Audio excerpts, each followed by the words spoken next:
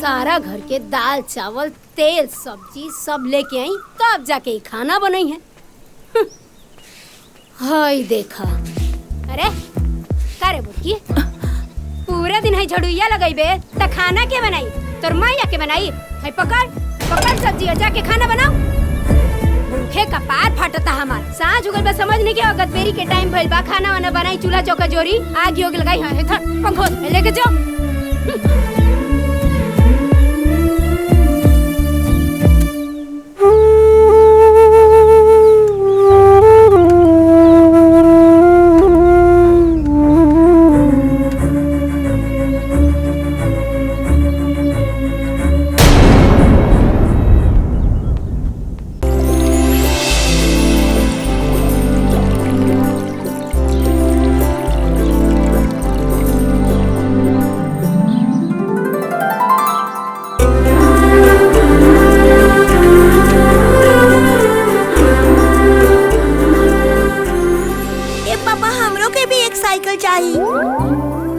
अच्छा तो हमें राजू बेटा के साइकिल चाहिए।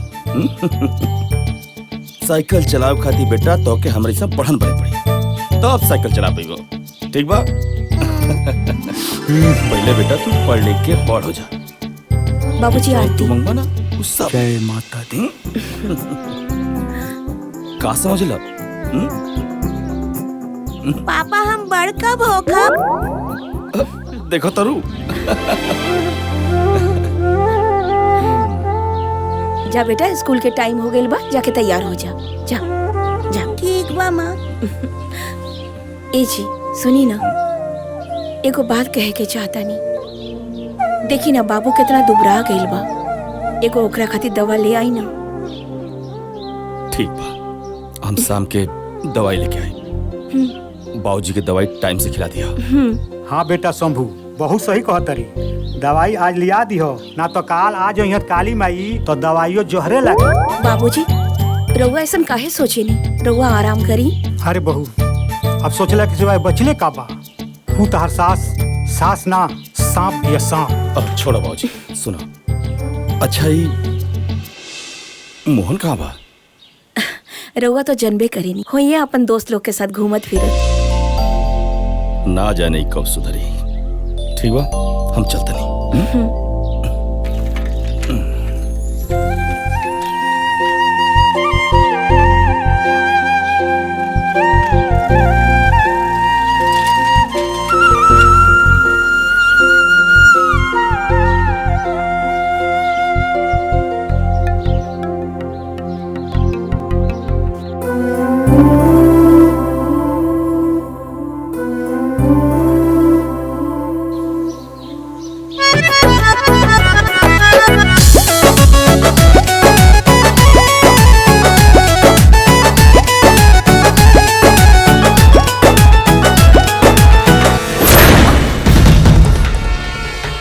अरे ये का बदतमीजी है? ये बदतमीजी ना प्यार। और बदतमीज बड़ा तू लोग। बदतमीज ना, बचपन से तोरा से प्यार करी। देखा इज्जत से कह रहल बानी, वरना बहुत बेइज्जती हो जाए तू दोनों की। खाली बहिने से मिलबे, जीजा से भी मिल ले।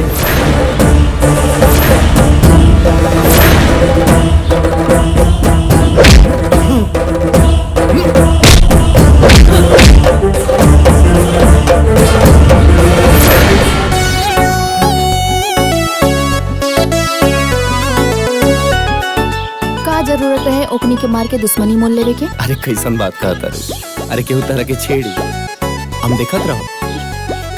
आओ चल।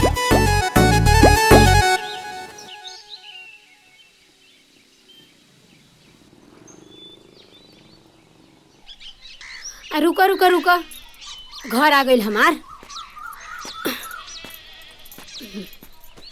झोरवा ले लेवे दा। जा जा। अरे बाप रे बाप, ये हमारे इतना महंगा सब सामान गिरा दिलस। मनहूस कहीं के, जब से पैदा भइल बाड़े तब से नुकसान कर रहल बाड़े। भैया इतना महंगा सब सामान गिरा के रख देले। जायदी ना माँ जी, ना देखलस, ऐसे लाग गइल होई। अच्छा, तो महारानी के मुंह में जबान आ गई। चल गई हाँ? मार है बना सिंगर करके खड़ा हो गलू है हैं? भिखारी कहीं के तो के रखले बनू हम घर में नौकरी करे खातिर, महारानी बने खातिर ना है। अरे रहे भी दो का रहे दी भर भर छिपा खाए के बा आ दिन भर खेले के बा। और ये बिया देख रे कोनो काम धंधा बा नहीं, रखले रही कपार पे बैठा। बहू एकरा बात के बुरा मत मनियो। कहल जाला कि कुकुर के पूंछ में कितनो तेल लगाओ तो टेढ़ा के टेढ़े रहेला, फिर कभी सोझ न होला। हुए हाल तारा सास के बा।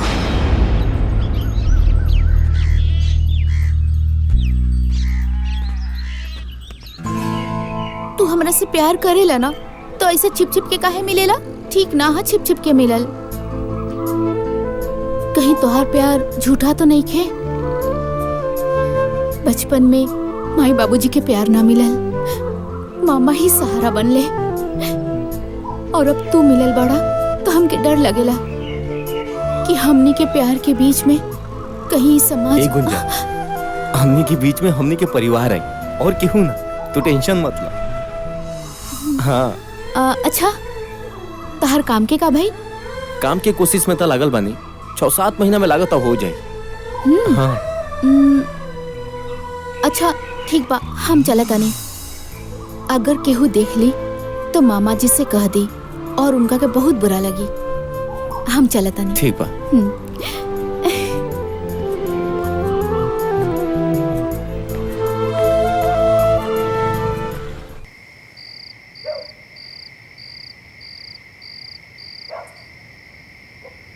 कैसन किस्मत बनौला भगवान हमार, जो हम अपने बीवी बच्चा के भी कोनो सुख नहीं दे पाओ।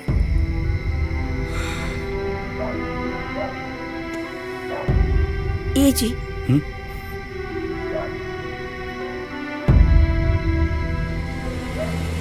रउआ काहे माई के बात के लेके इतना परेशान बानी? अरे ऐसा कोनो बात नहीं खे भाई। अरे राजू के डटबे न कैली हा का दादी माँ का इतना हक ना होला अपन पोता पे? कैसन मिट्टी के बनल भारत हो।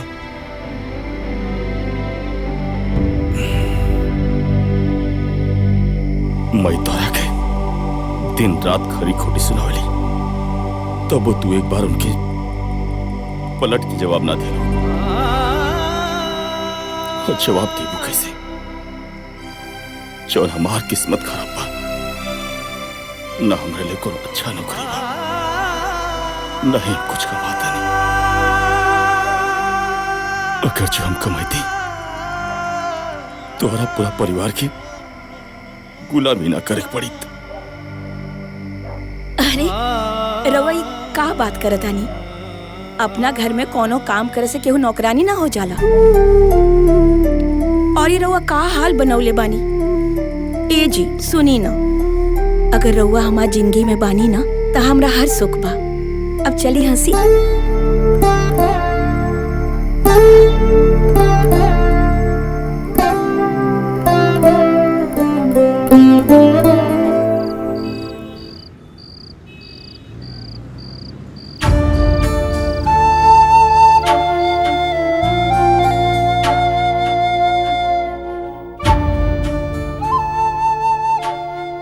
ए जी, इस साड़ी में गुंजा बिटिया बहुत सुंदर लगी ना?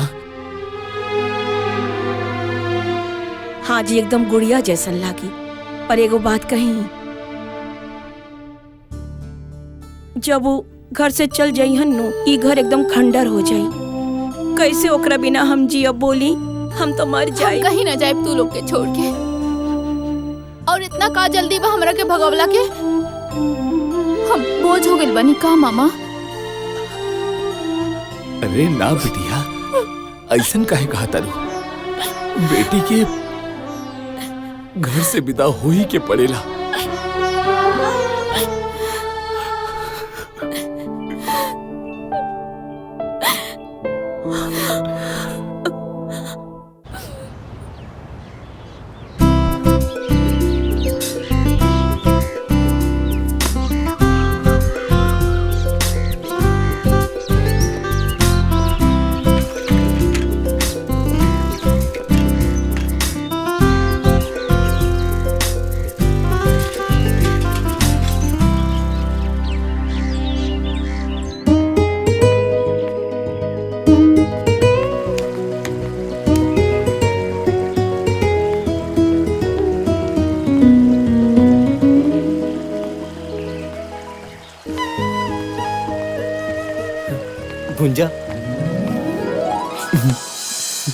कैसन बाड़ू तू? मोहन, हाँ? हमरा के बहुत डर लगता। अब तो मामा मामी भी हमार शादी के बात करे लगलन। और तोहरा से ई जुदाई सोच के ही हमार जान निकल जाई। ऐसे कैसे जान निकल जाए? तहार जान तो हमरा लगे बा। और वैसे भी ऐसा नबो तो हम कबो ना आवे दे। हम बहुत जल्द माई से बात कर ले। कब बात हुई? जब हमार डोली उठ जाई हम जात बनी। और हाँ, तारे से बात भी ना करब। ए गुंजा, गुंजा, हमार बात तो सुना।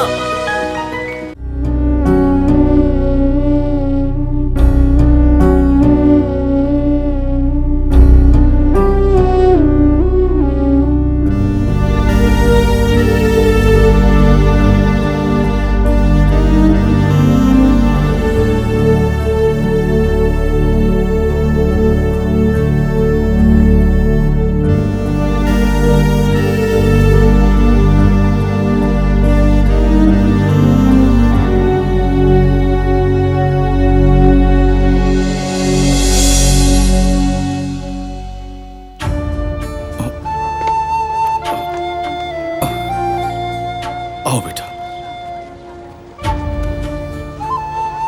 रहुआ एजा? आप जात रहने घरे, बारिश होखे लगला तब बैठ गए नहीं जा।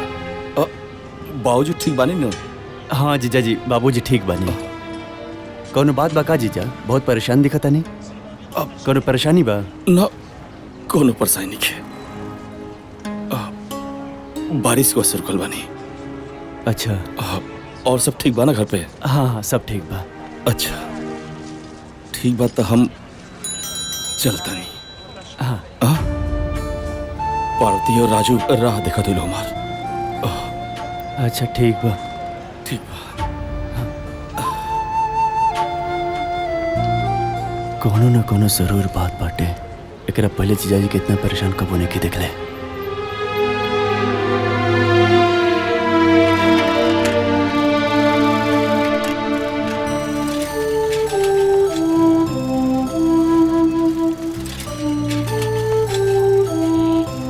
सारा घर के दाल चावल तेल सब्जी सब लेके आई, तब जाके ही खाना बनाई है। हाय देखा। अरे का रे बुटकी, पूरे दिन है झड़ुइया लगाइबे त खाना के बनाई? तोर माया के बनाई है? पकड़ पकड़ सब्जी और जाके खाना बनाओ। भूखे का पार फटता हमार। सांझ हो गइल बा, समझ नहीं के वक्त बेरी के टाइम भइल बा। खाना वाना बनाई, चूल्हा चौका जोरी, आग योग लगाई है। पंखो लेके जाओ।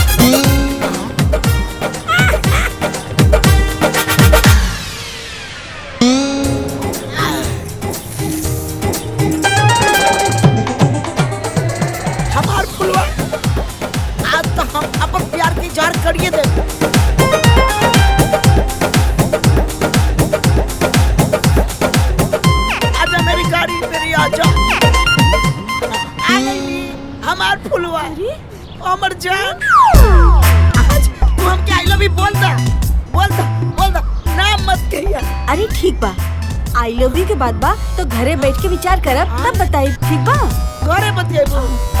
अरे घर पे राय बात करब तभी तो शादी हुई। अरे हमके बर्दाश्त नहीं क्यों? अच्छा बर्दाश्त करा। ठीक बा? चुम्मा दे देना। हम बताए। हाँ, हमार फुलवा, हमार फुलवा, अब हम कैसे जिया? ठीक बा, जा जा। हम ही घर के गुलामी करे नहीं की आइल। ठीक बा? इतने रहुआ काम काज के चिंता बना तो एगो नौकरानी रख ली, तब हमरा के बोला। चाय बनावा, झाड़ू लगावा, पोछा लगावा। हमार तो जिंदगी खराब हो गई बा दिन भर खटत खटत। अपना मायका से भर भर के दहेज लेके आइल बानी। आ इतने रहुआ खाना पीना साफ सफाई के चिंता बाना तो एगो नौकरानी रख ली, तब हमरा के बोलाए। अरे तू कैसन बात करता? अपन काम खीरा न करेला, अपन काम करे में कोनो शिकायत बा? कहनी ना हमरा से ना होई तो ना होई। रउआ इतने चिंता बना तो पहले नौकरानी रखी फिर हमरा के बुलाए। हम जाता नहीं अपना मई के। अरे जा जा तड़ू तो जा। जैसन गेहूं वैसन रोटी, जैसन माई वैसन बेटी। हमार तक किस्मते फूट गई। कैसन घर में बियाह हो गइल बा हमार।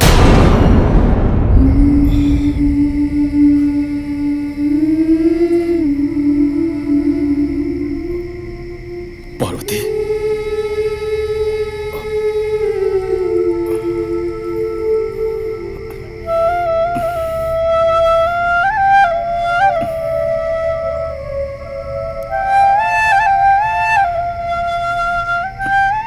पार्वती लगा था कि माई के बात से तू नाराज बाड़ो। अच्छा तू हमसे नाराज बाड़ो काहे कि जब से तो के बियाह का खिलाड़ी बानी तो के आज तक हम कोनो खुशी ना दे पानी। ना जी ऐसन मत बोली। देखी ना माई हमरे साथ जे भी दुर्व्यवहार करी हम उस सहजानी। देखा पार्वती एक दिन माई जनवाना हमने की जरूर समझी और हमने प्यार भी करी। सब ठीक हो जाए। हमरा के तो बुझाता कि माई के प्यार हमरा के कब्बो नसीब ना होई। देखी ना बचपन में माई छोड़ के चल गई और जब ब्याह करके आई नी सास के रूप में माई मिली। लेकिन तू चिंता मत करा। सब एक दिन ठीक हो जाए। देख लिया। चल चल।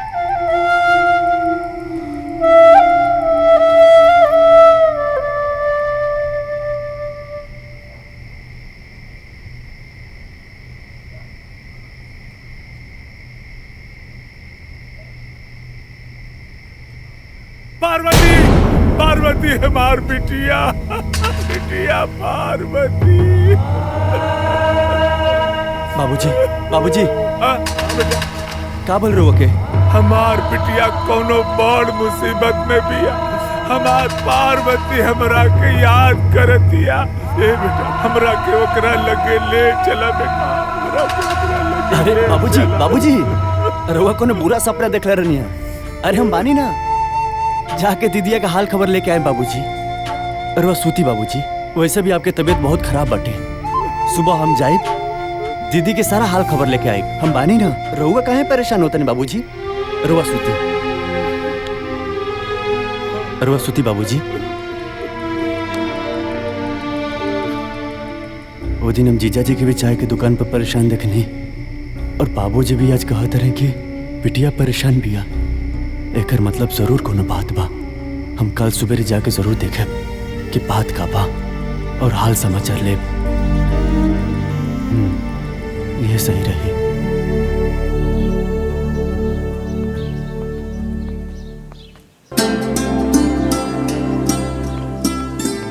ये देख माई अजय सुतल भी है।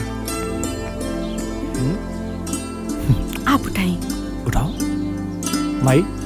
ए माई ये देख काली अलबानी आ गए बाबू घूम के। देखी ना माई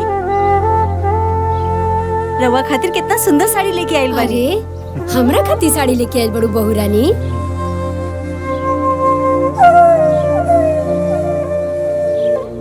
अरे वाह बड़ा नीक ले आइल बड़ू। एक रंग बड़ा सुंदर बा। अच्छा भैया खाली माई खातिर ले आइल बड़ा हमरा खातिर ना। अरे पागल चाचा हमरा खातिर का ले आइल बनी। हाँ का लेके आइल बड़ा। जब देखा तब भाग के चल आवेला और गले लग जाला। जा अपन पापा से मांगा। जानवी लड़का से ऐसा ना बात करे के चाहिए। इला बाबू ये तो हरा खातिर। अरे का गलत कहता रही हो। एके अगर अपन शौक पूरा करे के बा तो अपने बाप से कहे। वो पूरा करी, ते काहे करबे?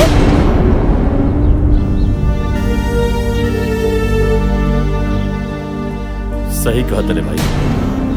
आजा बहू। पापा बच्चा बा माई, एकरा का मालूम बा कि एकर बाप का मला नहीं। जब बड़ हो जाई खुदे समझदार हो जाई। घर में नहीं खे खाए पिए के, खाली ढोंग करे के जानता। ए माई, ते का हमेशा बकवास करत रहे रे? मोहन, माई से ऐसन बात करल जाला? हाँ? हमार बात तो सब केहू के बुरा लग जाला। माई लो इनकरे कमी रहल ह, आ गइलन। जीजा जी प्रणाम। राजू हाँ प्रणाम ठीक बाजी। बा ठीक बा। गोड़वे छुए के रहल है तो नोटे के बंडल ले आके धो के छुएले रहता। बाकी ना, भिखारी जे बाड़े सन कहाँ से दे बसन।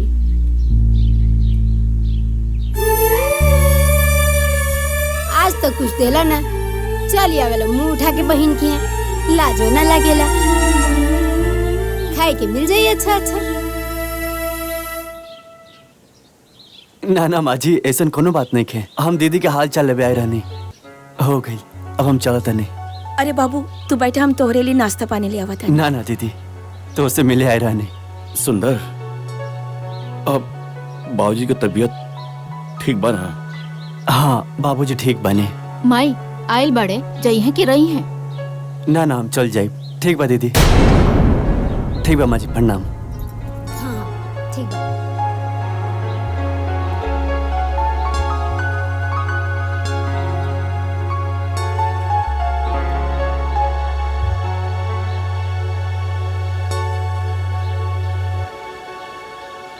जब देखा तब मुंह उठा के चल रहे। अरे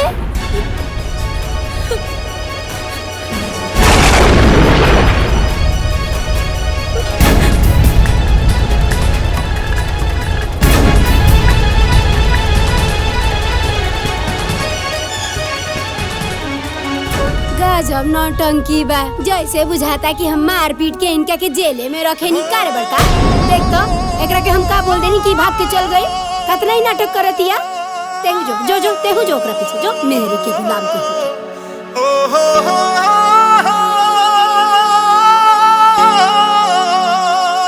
बाबूजी। अरे सुंदर, तू आ गेला बबुआ। हमरा लगल कि 2 दिन बाद आईबा। कैसन बिया हमार पार्वती? ठीक बिया नो?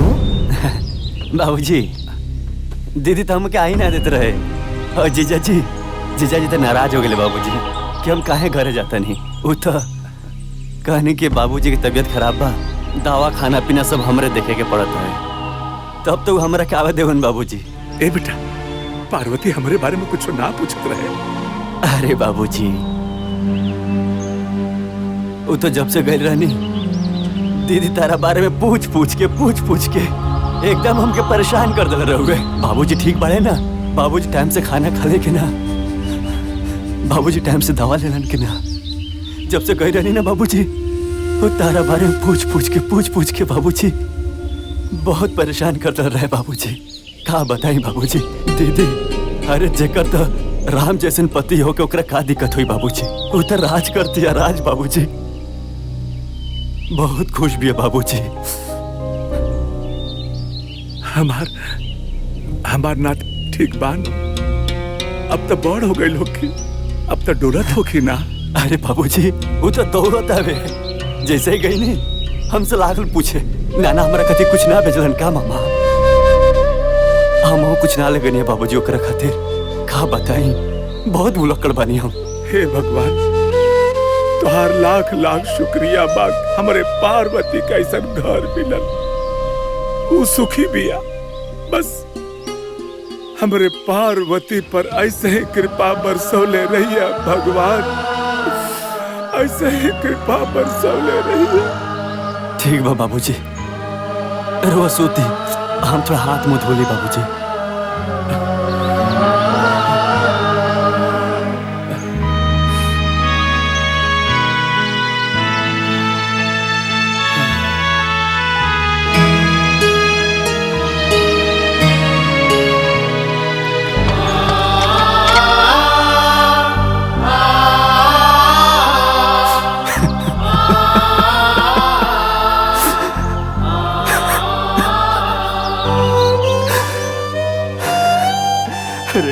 बताई बाबूजी। हमके माफ कर दिया बाबूजी। तो से झूठ बोले के पड़ गई ना बाबूजी। अरे ओकर जीवन तो नर्क से भी बदतर बा बाबूजी।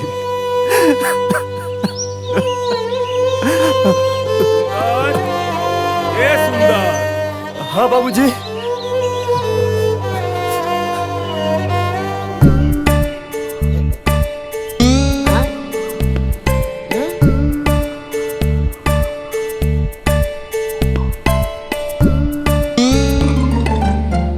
करे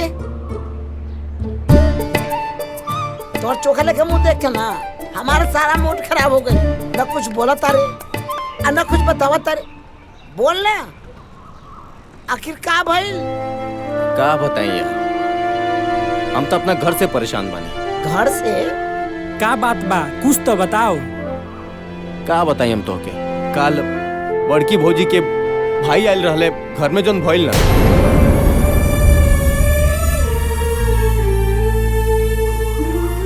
बस कर यार, तोर दुख बड़ी कहानी सुनकर हमके रुआई आवता। एगो तो हम पहले से परेशान बानी, वही में एगो तो आ टेंशन। का बोल तारा के नहीं जानते ऐसा का हो गइल? हमार फुलवा हमरा के छोड़ के दूसरा के बाग फुलातिया। कल जात रहली प्यास लगा और बोलुआ के बाहों में चिपकल रहे। बहुत दिन हो गए तो से बात केला, कहाँ रहलू इतना दिन? अरे बड़ा मुश्किल से तोरा से मिले आइल बानी। इतना हमार फुलवा इया ये ससुरा कोना, ये ससुरा फुलवा हमार गर्लफ्रेंड के साथ। अरे हमर जान गुपचुप करत बा। अब तो बर्बाद हो गई। अच्छा चला कहियो। अच्छा चलो। जो औकत बा एकदम ठीक नहीं के औकत हमार फुलवा। अब हम क्या करी तू बता।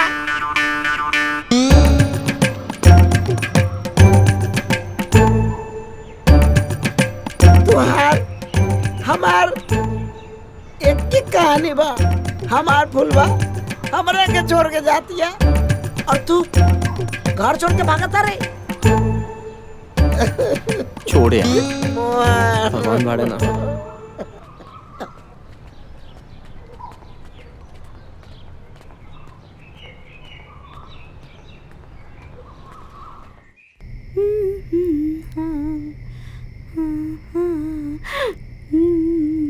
जानवी हाँ? आज बहुत सज रहल बाड़ू। का बात बा बोला। हाँ देख, ये 10,000 रुपया घर के खर्चा खातिर दे दिया, ठीक बा। और हाँ, ये 5,000 रुपया तू रख ला डायरेक्ट तोहर पर्सनल। हाँ ठीक बा। और हाँ, इला 10,000 आपन नौका घर खातिर, ठीक बा। ठीक बा। और वैसे भी और अच्छा खासा पैसा जमा हो गइल बा, ठीक बा नु? ठीक बा। रुका। ये 5,000 रुपया तोरा साड़ी खातिर। हाँ। एका रखा, ठीक ठीक बा? बा ठीक बा ठीक बा।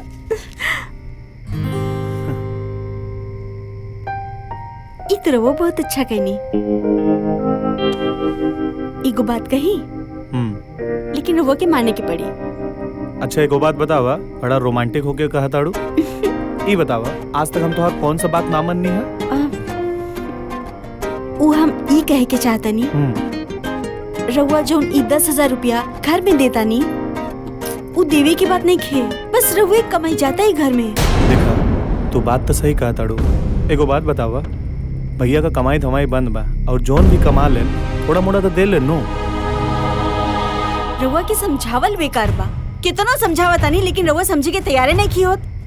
सब लोग अपन परिवार देखे, रउआ अपन परिवार देखी, वो अपन परिवार देखी है। तू अपना दिमाग पे ना ज्यादा बोझ मत डाला। और सुना, और जौन नयका घर बुक कैनी है ना, जब वहाँ हम सबे चल जाए ये सब छूट जाए। रउआ ना खाली भैया भाभी के चक्कर में लागल रहेले।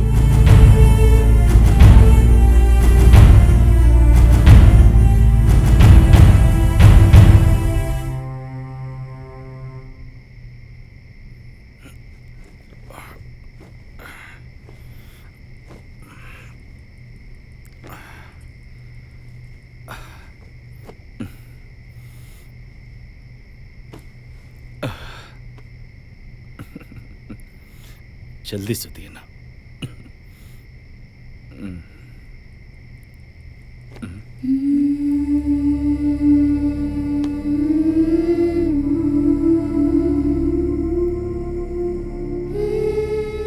पार्वती, का भाई आज के फिर कुछ कहा लगा जौन तोर चेहरा उतरल बा इतना? ना, ऐसन कोनो बात नहीं है।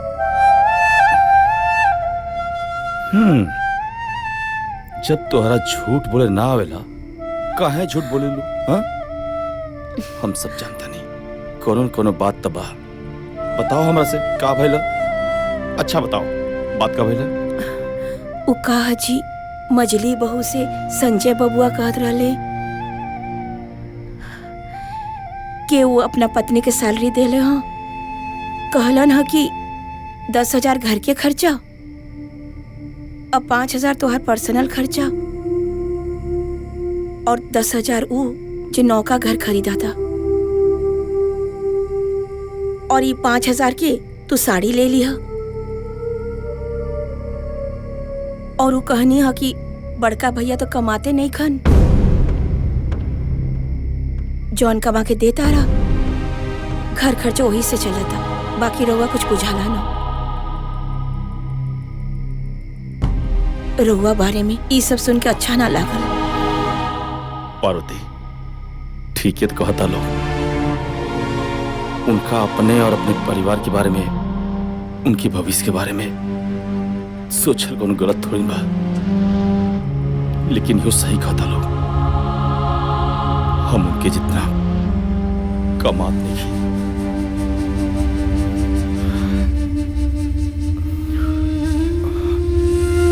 खैर छोड़ो सब, चला आराम करा। आओ चल अब सुतल जा, बाबू सुत गेल बा।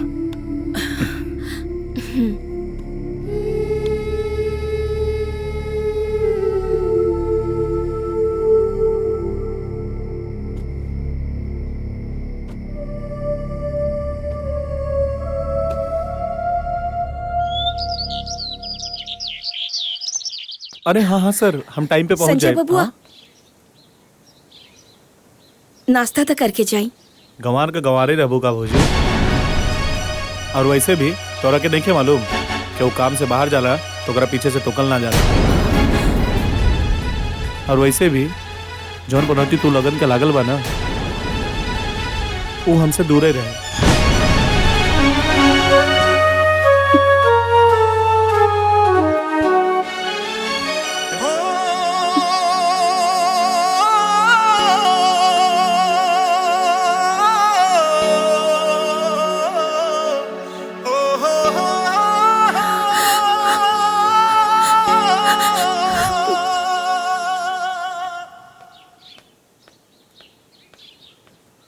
का हो अभी ले खिसियाइल बाड़ू? चला घरे चला। हम रउरा से कहले रही ना कि जब तक नौकरानी ना आई हम घरे ना जाई। वैसे भी पूरा परिवार के खाना हमरा से ना बने। अरे अब तहरा से अच्छा हम कहाँ से खोज के लिए आई? का एकर मतलब हम नौकरानी हई? अरे ना ना, हमरा कहे के ई मतलब बा कि तहरा ऐसन स्वादिष्ट खाना कोनो नौकरानी बना सकतिया। अरे बाप रे बाप, आज तो हमार जबाने फिसल गई रहल। अच्छा बाई खिसियाइल ना। का कहनी हा? अरे कुछो ना, हमरा ई कहे के बा कि तू जब देखा तब केहू के सामने हमरा के कुछ बोल देलू। हमार कोनो इज्जत बाकी ना। अगर रउआ इतने इज्जत के परवाह रहित ना तो रउआ यहाँ ससुराल में आके ना बैठती। और ऐसे भी कान खोल के सुन ली, जबले नौकरानी ना आई हम घरे ना जाई तो ना जाई। हे भगवान, अब एकरा के समझाओ।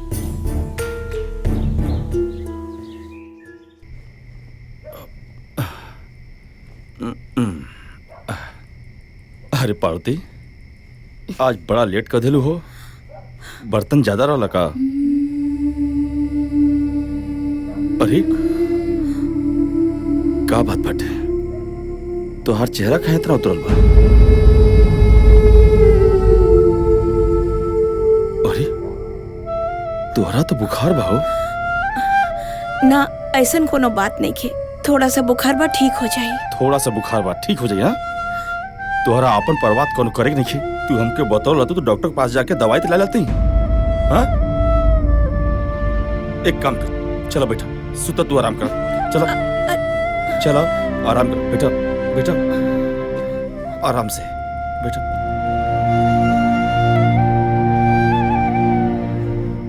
अपने बारे में तोरा बिल्कुल सोचा ही कि नहीं है, खाली घर का काम घर का काम। देखो कितना तेज बुखार बता के।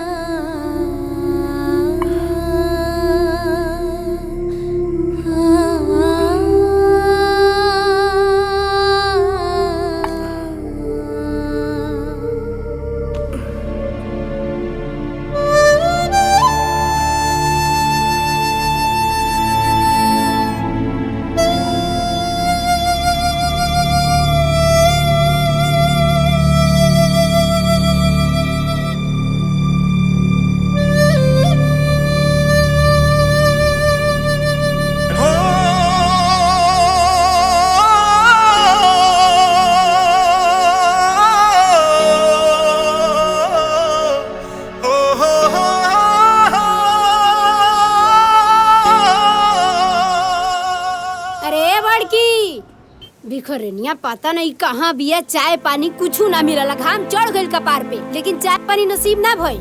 अरे चुप करा, जब देखा चाय चाय दिमाग खराब कर देवेलू। चाय बिना ना हमार कपार फटता। रउए चढ़ल बनी कपार पे बड़का बेटा पतो। भैया ए भैया, भौजी के काहे ना समझावेला? हाँ सवेरे सवेरे हमरा के ड्यूटी जाए के रहेला, ना नाश्ता बनल बा ना खाना। एक तो घर में सबसे ज्यादा पैसा भी देनी और बिना खैले काम पे जाए। संजय ऐसन बात नहीं है, पार्वती की तबीयत खराब बाटे, रात बहुत ज्यादा बुखार रहे और इस समय भी बुखार बाटे उनके। ये सब बहाना बा खाना ना बनावे के। ठीक कहता रू बहू, तू बहाना बनावतिया, लेकिन तू का करता रू? तोरा तो खाना बना लेवे के चाहिए, काहे से सबसे पहले तोहरे मरद ड्यूटी पर जाले। आ एक दिन खाना ना बनौलो तो कोनो पहाड़ नहीं के टूट गई। रउए तो चुपे रही, कोनो पहाड़ ना टूट गई। अगर 1 महीने के खर्चा हमारे मझला घर में दीना ना, तो घर में सब लोग के फुटा निकल छूट जाई। ए माई, ओकर कोनो तबीयत खराब नहीं के, कोनो बीमारी के बहाना बना के बैठल होई, सब नौटंकी है। अभी हम जाते नहीं, भाभी के बोला के ले आवत नहीं। तू चुप रहा, तू का बीच में पड़ जानी। रउआ तो चुपे रही। जीजाजी एकदम ठीक कहता नहीं, केहू ना जगह भाभी के। हमरा ये समझ में नहीं क्या आवत कि भाभी खाना ना बनैली तो ते ही बना लेतीस दीदी। मोहन ज्यादा टिपे टिपेर मत बोल, चुपचाप बैठ के खात रहे, न काम के न काज के, दुश्मन अनाज के।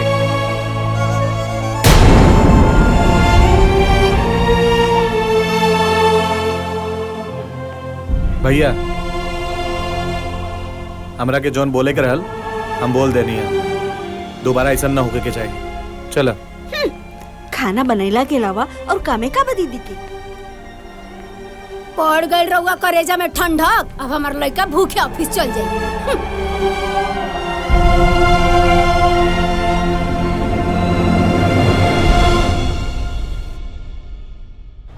चाचा कुछ जरूरत रहा एक वैसे मिले नहीं है। चाचा अभी ले हमार सीमेंट बालू ना गई, हमार सब लेबर अभी ले बैठल बाड़े सब। बाबू कहा कि लेबर बहुत कम बाड़े, लेबर नहीं खन, यही से तोहार सीमेंट बालू भी ना गई। लेबर आई है तो तुरंत तोहरा के भेज दिया जाए। जल्दी गिट्टी बालू पहुंचवाई, और ना तो हम दूसरा जगह से जाके ले ले। ए भाई तू चिंता मत कर, तो हर गिट्टी तोहरे यहाँ पहुंच जाए। हाँ तू जा।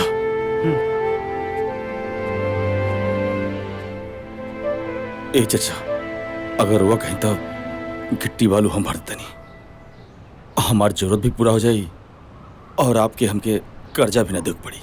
बाबू इससे बढ़िया का हो सकेला, हमार काम भी हो जाई, तार मजदूरी भी बन जाई। ठीक बा चाचा।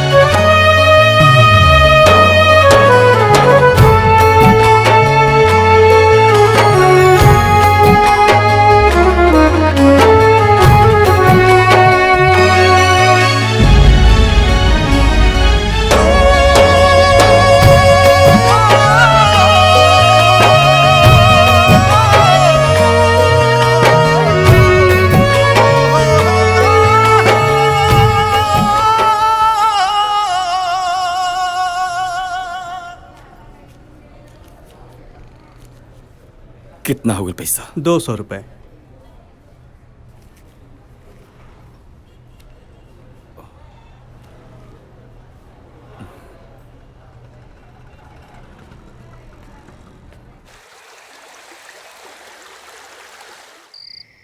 ली देख ली मरचा के ठूट कुल ऐसे ही पड़ल बा, कुछ साफ नहीं के कैले।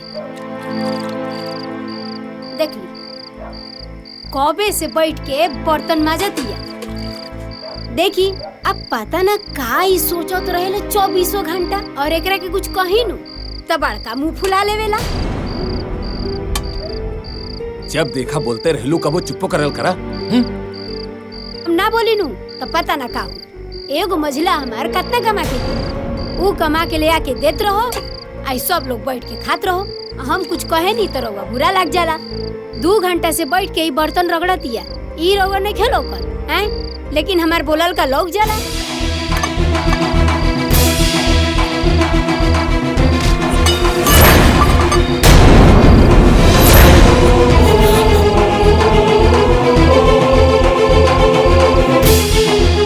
एकरा का होगी ई काहे बर्तन पक्का? ए जी ई का करत आनी जी? कुछ मत बोलिए।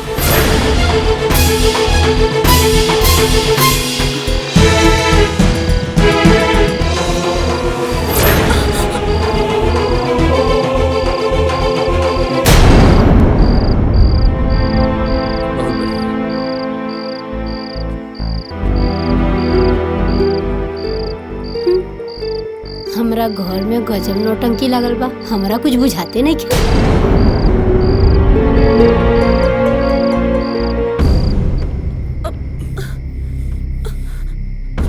बैठा।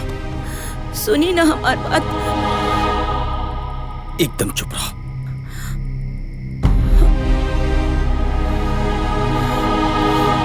सुनी कौनो बात ना मानी ले हमारा, कहाँ चल गईलन?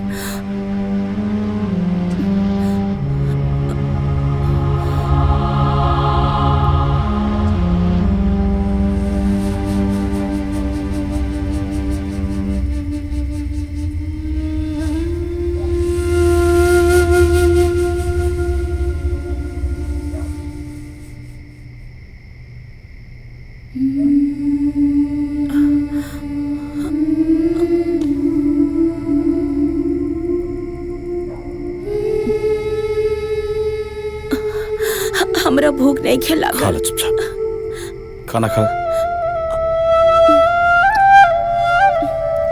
तो के मना कर ना, तोहर तबियत खराब बात हो काम नहीं करके, लेकिन तोहरा हमार बात तो सुने के बा नहीं। तो कुछ हो जाई तो तू हमार बात खाई सुनबो। अपने मन का खाली तोहरा करे बाटे।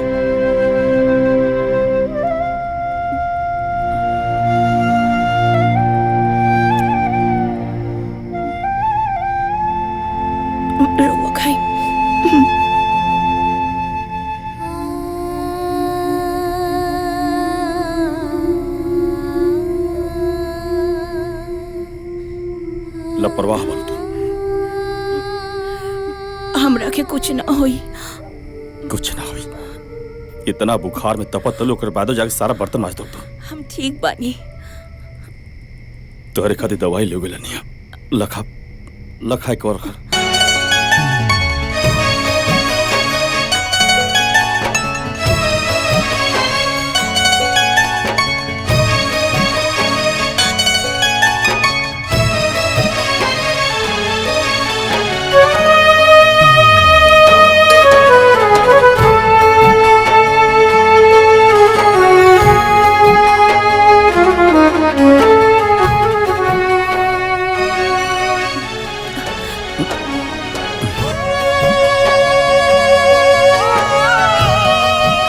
दवाई खा के चुपचाप आराम कर। अपने ही घरवा पराया जैसन लागे, अपने ही घरवा पराया जैसन लागे, केकरा से कोई दुख अपन कहाँ जाके के भीतरिए परान ताना बाना सुनी सुनी होखेला बिहान ताना बाना सुनी सुनी होखेला बिहान।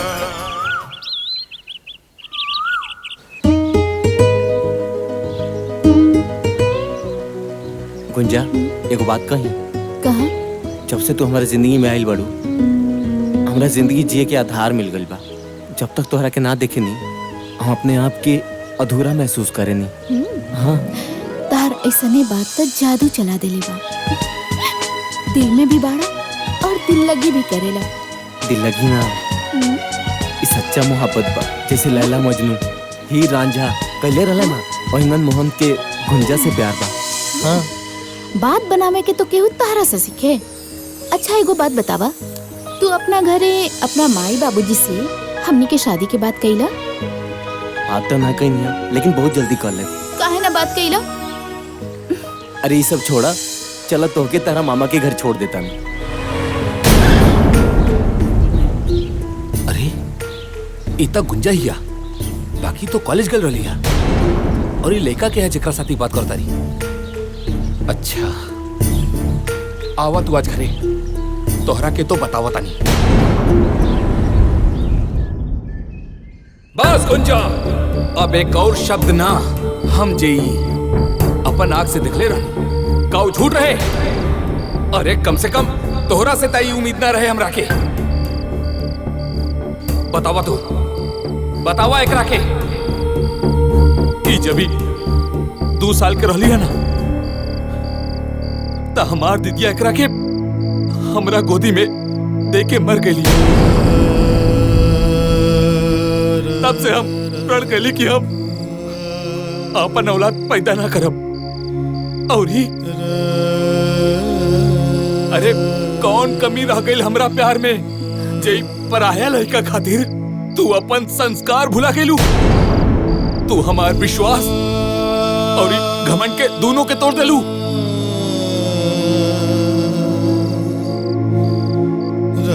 ना मामा जी हमरा और विश्वास और संस्कार कुछ नहीं की भुलाई। रउआ जौन कहब हम उहे करब लेकिन ऐसा ना बोली। त कैसे बोली आए? अरे जौन चीज हम अपना आँख से देखले रहनी है का झूठ रहे? मामा जी रुआ जौन भी देखले रहनी है वो सब सच बा।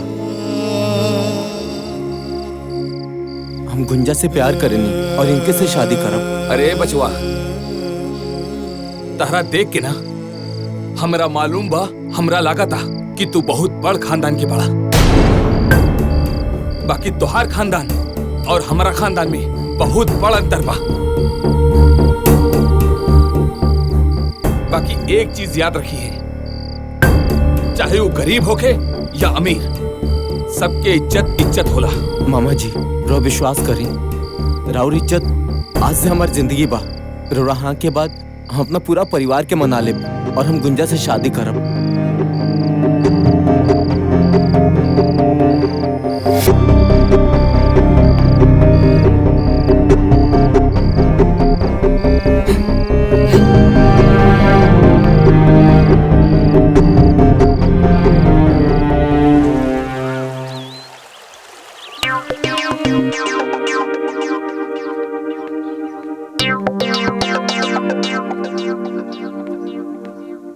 ए भौजी भौजी।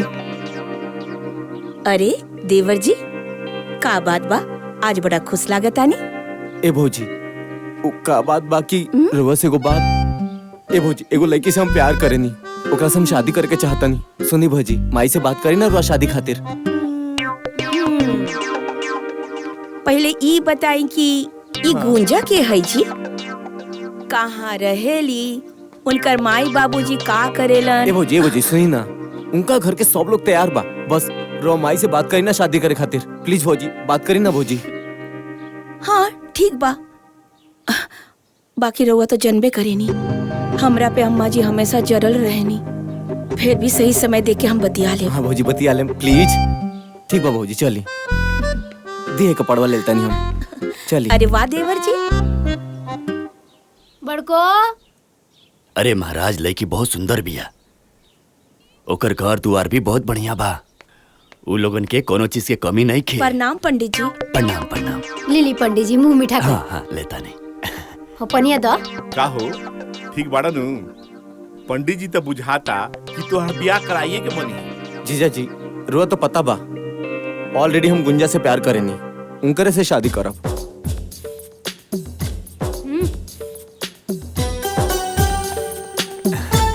पंडित जी आइला में कोनो परेशानी? कोनो परेशानी नहीं है। अच्छा तो तनी तो जना काम खाती आइल बनी उ करी फोटोवा दिखाई। अच्छा अच्छा दिखाओ तनी। ना जी।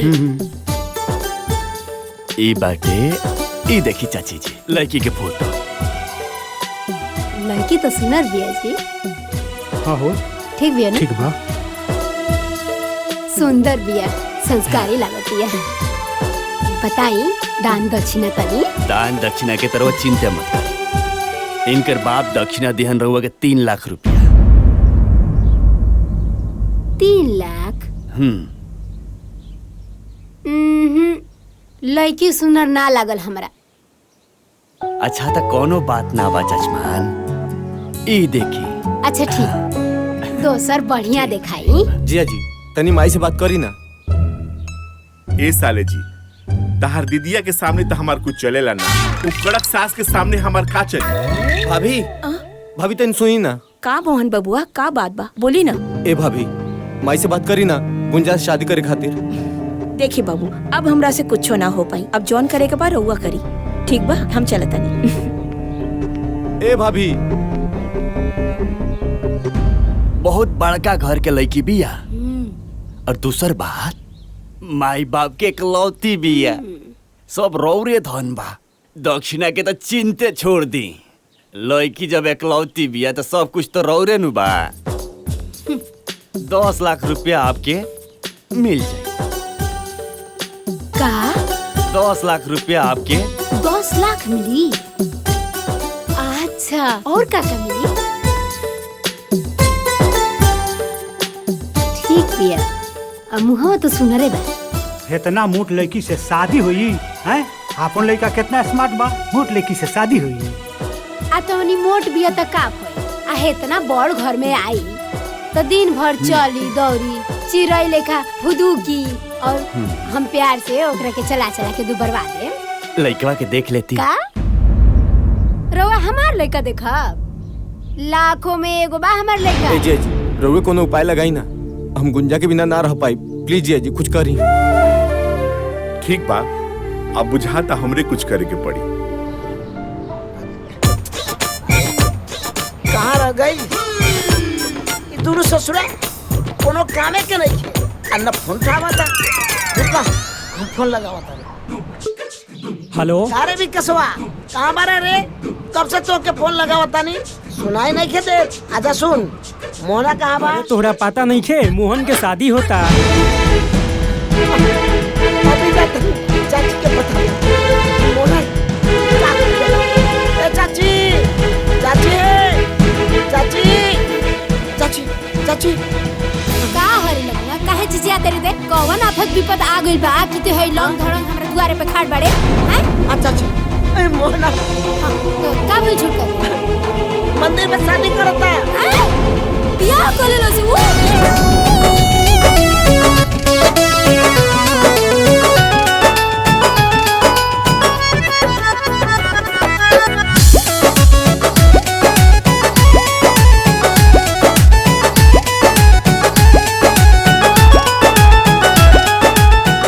चाची और तो हमरा के बारातो नहीं के ले गेल।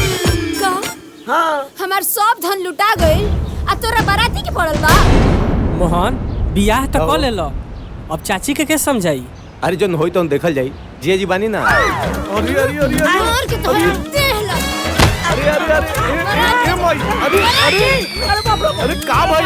अरे ए भाई अरे काहे मारता रे एकरा के?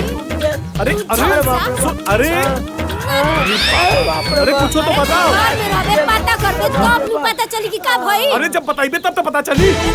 भाग गई। अरे तोरा कुछ पता बा?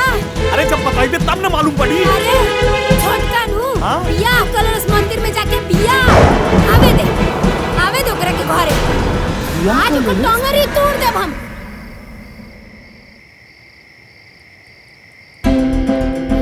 करत रहे लोग वो हमरे से पूछे भी ना। बैठ जो, गोड़ दुखात होई। ते बैठ, तोरे गोड़ दुखात होई, हमार माथा दुखाता। आवे दो ओकरा के आज ओकरा के घरे से निकाल के रहब। अरे गुस्सा थूक दो, अपने न खुन हो। रवा एकदम चुप पे रही। अगर रावा कुछ बोली लो बीच में, राव हमार बिगाड़ हो जाए, टकराव हो जाए, कह देता बहुत हो गई। रवा छूट देले बानी तो इकुल होता ना। ए बेरा ना छोड़बो ओकरा के, देख लियो आ जाए तो एक हाली आ जाए तो घरे तब बतावत। माई रे कुछ मत बोलिए, देखना कितना गाना पहन ले बिया।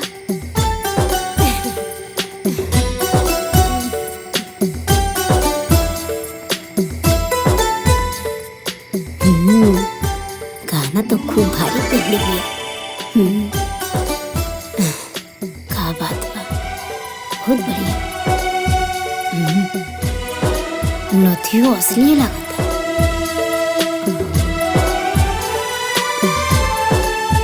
ये हमार बेटा।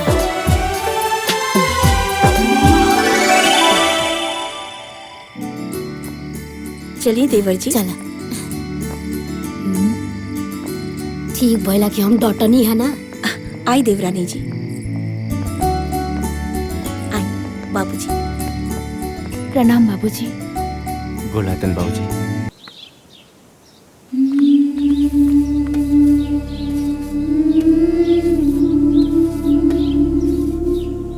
और देख माई, आधा बर्तन धोत या आधा बर्तन रसोई में पड़ल बा। आधा धोत या आधा रसोई में बा? हाँ।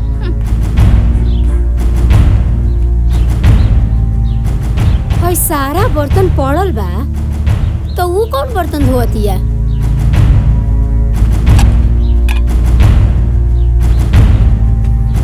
खेली, खूब खेली, रौरे खेला जरूरी बा। करे बड़की का मजा रे?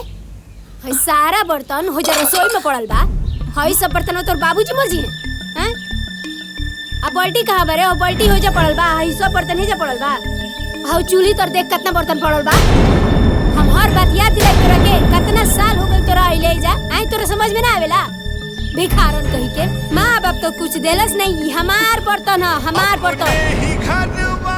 चोर कही के जा देखता मनहूस लेखा बैठा रहतिया, काम करतनी के करा से कहीं दूर पागल करके रख देले बिया। अपन कहाँ जाके रात दिन कुहू के भीतरिए परान।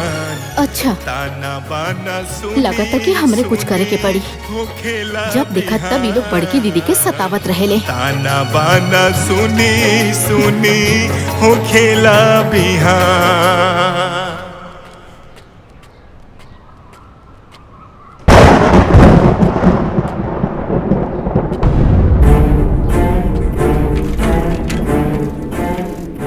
शंभू बबुआ, अरे वो शंभू बबुआ, शंभू बबुआ।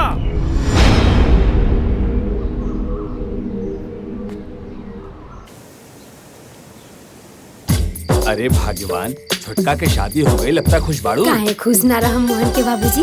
अब हमरा मोहन के पसंद होला। और जाना तनी कालू ओकरा के हानि छुआ देनी है। घर के सारा काम काज में लाग गइल बिया, बड़ा अच्छा से करती। और गहना भी कितना पहन के आइल बिया नु। किचन के सारा काम संभाल लेली। माजी चाय ली।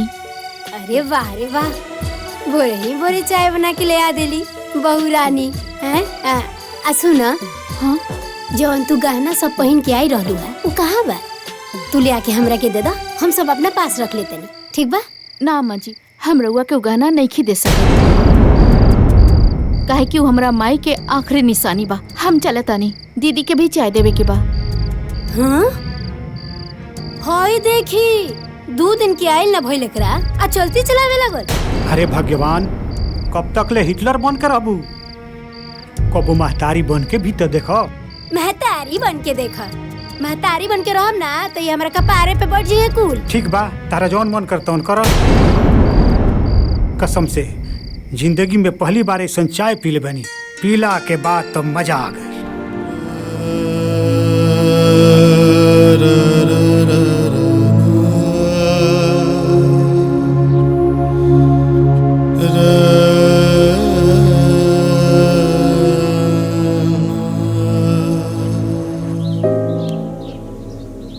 तू जब से हमारा जिंदगी में आइल बड़ू, हमार जिंदगी सुधर गइल बा। बस ऐसे ही साथ निभावत रहा। सुनी ना, ई तो हमार फर्ज रहला और रउआ साथे साथ फेरा जो ले ले बानी तो पूरा तो करे के ही पड़ी ना। सुंदर, जवन पूछा तानी तवन सच सच बताइया। का भइल बाबूजी? बहू तू चुप रहा। का रे, तू तो कहत रहे कि बबुनी राज कर दिया। जब बबुनी राज कर दिया तो शंभू बबुआ बाजार में ठेला काहे की इज्जत बाड़। अरे उनकर हालत देख के हमार करेजा रो रहल बा। तू हमरा से झूठ काहे बोल ले? काहे बोल ले? काहे बोल ले? काहे बोल ले? अरे बाबूजी, हम दीदी के घरे गइल रहनी, ओकरा घर के हालात देख के हम का करी बाबूजी, हम खुद टूट गए अंदर से। बाबूजी ऐसे भी और तबीयत खराब रहला बाबूजी, रहो के बर्दाश्त कर पाती बाबूजी, ये सब ना बताओ।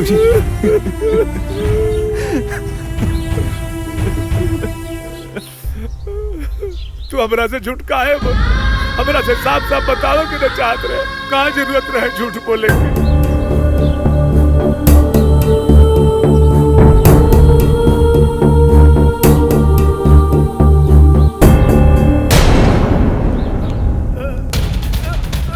बाबूजी, बाबूजी, बाबूजी, बाबूजी, बाबूजी, बाबूजी, बाबूजी, बाबूजी, बाबूजी, बाबूजी, बाबूजी। अरे का बोल चाचा? ए चाचा, सुंदर भैया, का हो गइल चाचा के? का हो गइल?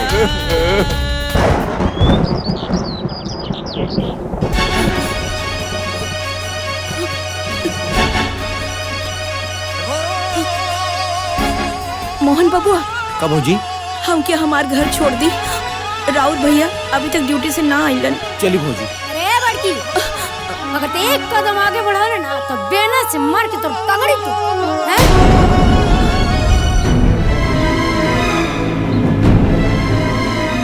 अरे मारे वाला तो मर गए, ते के जाके जिंदा कर देबे।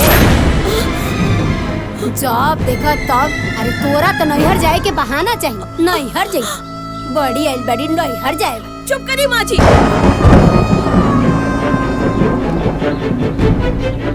रउआ जीते जीता हमरा बाबूजी से मिले न देनी, और आज वो मर गइलन, रउआ फिर भी मना करता। अरे कम से कम एक बार उनकरा के देख तो लेवे दी। तो इतना हिम्मत? अरे माई, का हो रहल बा? चली भौजी, भैया सुनिए तो खुदे आ जाए। चली, माई के तो कुछ बुझाला ना। का भइल? अरे वो जुबान लड़ाती है हमरा से, देखा तार बड़की के? अरे जाए दे रे माई, वैसे भी होकर बाप मरल बा।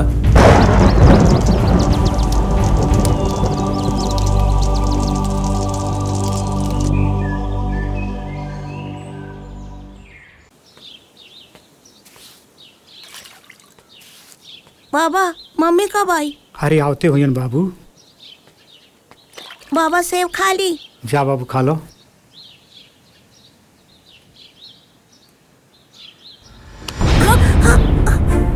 सेब खेबे हैं? इतना सेब खाए के मन बना तो अपने बाप से बोल, बाजारे से जाके खरीद के ले आवे। बिस्किट खाए के औकात नहीं खे, सेब खाई है। तेरे बाप 1 रुपया कमाइए ना, अब बेटा चल बड़े सेब खाए। चल भागी से भाग।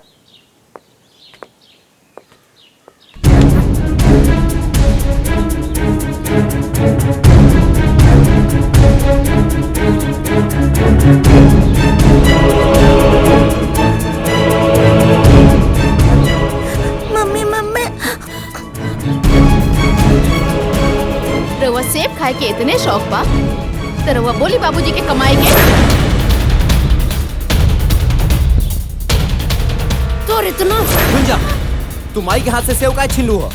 नहीं, भाई तोरा बाबूजी के कमाई देखा दिया, हमरा हाथे से सेब छीन लेलस। गुंजा माफी मांगो।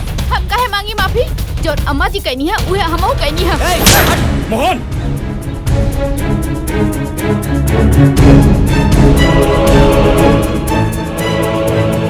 दिमाग खराब हो गया बका तो।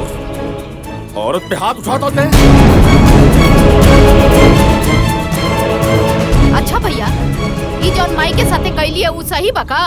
ए तू चुप रहा, तू का बीच में पड़ जालू। रउआ तो चुप रही, जब देखा तब बीच में टपक जानी। इनकर इहे उपाय बा जौन मोहन बाबू करत तारे। वाह रे भैया वाह। अगर तोहार सगे मातारी रहती तब वही बात बोलता। संजय ते कहल कहा जाता है वो हमार मायना है। अरे ना रे बड़का, अरे ते हमरा कोखी से पैदा ना हो सकेलिस, तोरा जैसे औलाद हमरा ना चाहिए। सही कहता तुम। शंभू जैसन आदर्श लेका तोरा कोखी से पैदा ना हो सके। अरे शंभू जैसन आदर्श लेका के पैदा करे खातिर महतारी के तपस्या करे के पड़ला, तपस्या जौन की तारा से ना हो सकेला। बाबूजी आप चुप रहे, मत बोली बीच में। माई हमरा के अपन बेटा माने न माने, संजय अपन भाई माने न माने, लेकिन हम संजय के अपन सगा भाई माने नहीं और माई के माई। अरे ना ना रे, हम तोर माई ना हई, बिल्कुल ना हई। अरे तोरा ना ए घर में रहे के बा, यही से ई ललो चप्पो वाला बात ते करत रे। काहे से कि तोरा तो कमाए धमाए के बा ना। अरे ते ए घर के खर्चा का चले, ते तो अपना मेहरारू और लड़का के खर्चा चला लेना, तो उहे बढ़न बात बा। ना माई, ना तो मैं घर में रहे खातिर कुछ बोलता नहीं और ना ही केहू के डर से।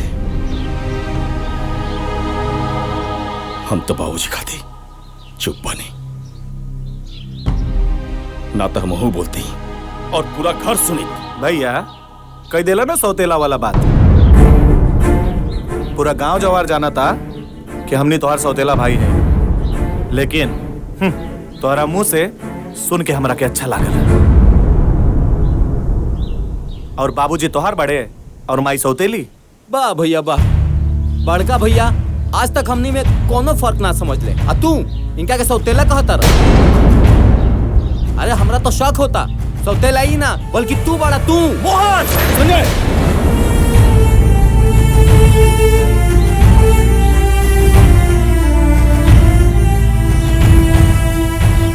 कहा ना, जेकर पैसा लागेला ना ओकरा के ही पता चलेला ओकर दर्द। और वैसे भी अभी घरे में जे कमाई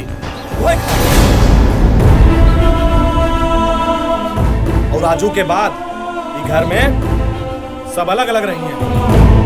गलत परिवार बिखर गई, भगवान बिखर गई। कबो सोचले भी ना रहनिया कि हमार हसत गलत परिवार बिखरी।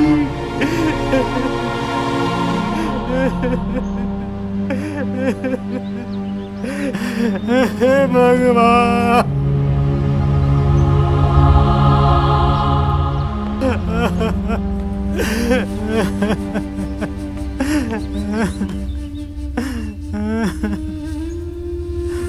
बाबूजी माई हमरा के भले सौतेला समझे, लेकिन हम आपके आपन खून है ना। बोली बाबूजी, बाबूजी आप जनबाना हमने के साथे रहो, हमने के साथे।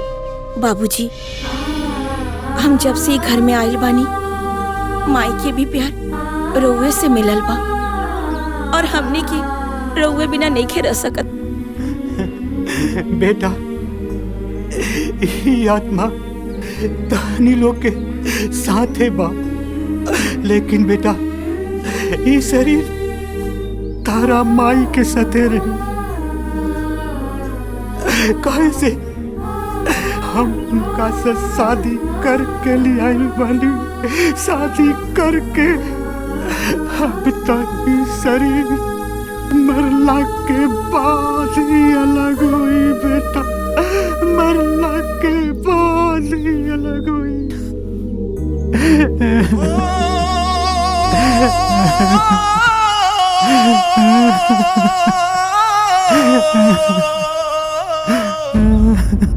बंटवारा हो गइल। अब हम रहम मझिला संगे।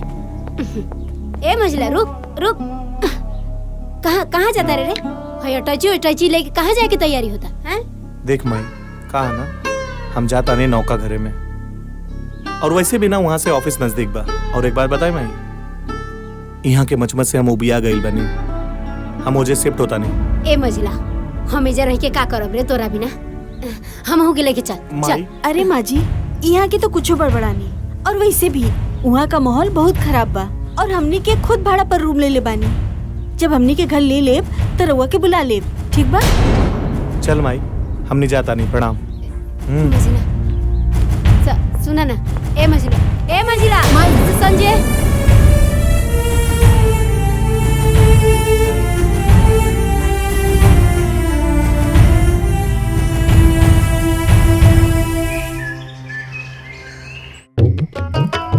इहे दिन देखे के बाकी रहला हमारा बुढ़ौती में चूल्हा फूकी खाना बनाई। बेटी एगो बिया, पता ना कहाँ बिया। का हो शंभू के मम्मी, सुबह सुबह खाना बनाओ तरू? अरे चाय बने तू तो पी लेती तो मूड फ्रेश हो जाई। रौरा के तो चाहवे पड़ल बा। हाँ, दूध में काम करी का? एक बार चाय बनाई, एक बार खाना बनाई, खाना बनाओ तरी उहे रहो खाली। इहो हमरा बस के बात नहीं के। अब जाके हम चूल्हा चौका फूकी। ए समय में, ए उम्र में बेटा पतोह वाला हो गई नी, 3 गो पतोह, सास खाना बनावतिया।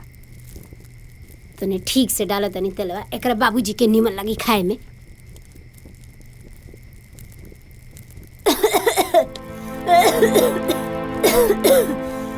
का भइल हो? काहे खास करू?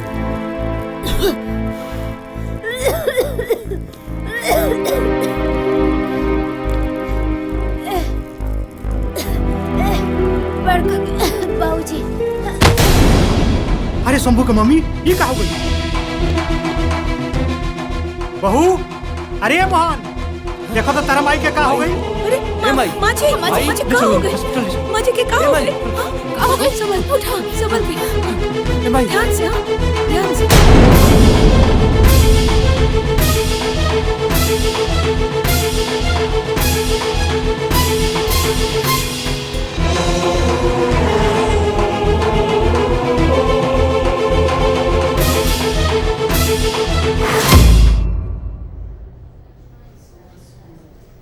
देखी लोगिन, दवाई तो हम लिख दे। डॉक्टर साहब, आओ शंभू, बैठो बैठो बैठो। का भाई हमरे भाई के? पहले बैठो ना, बैठो। दवाई तो हम लिख दिला बनी, लेकिन याद रहे माँ जी के कोनो प्रकार के दिमागी तकलीफ ना होके के चाहिए। माँ जी के दिल के ऑपरेशन जल्द से जल्द करवा ले, ना तो कुछ भी हो सकेला। कुछ भी हो सकेला के मतलब समझे तो नहीं लो। डॉक्टर साहब, हमरे माई की बचा ली। और ये बताएं कितना टाइम बा उनके इलाज का दी? आप पैसा चिंता मत करें, हम अपने आप के बेच दे, लेकिन पैसा का इंतजाम जरूर करो। हमके ही बताएं कितना पैसा लगे उनके इलाज में? हाँ डॉक्टर साहब, जौन भी बात बा साफ साफ बता दी, कहे कि माई के इलाज में कोनो कमी ना रह के चाहिए। हम तो रउआ लोग के हालात जानत नहीं। रउआ लोग मात्र 5 लाख के इंतजाम करी। 5 लाख रुपया? अरे इतना पैसा कहाँ से आई? बाबूजी अब चिंता मत करें, हम कहीं न कहीं से 5 लाख का इंतजाम जरूर करो। देखी, रउआ लोग बाहर जाई, हम यहाँ से कुछ अकेले में बात करे के चाहता नहीं। आई बाबूजी।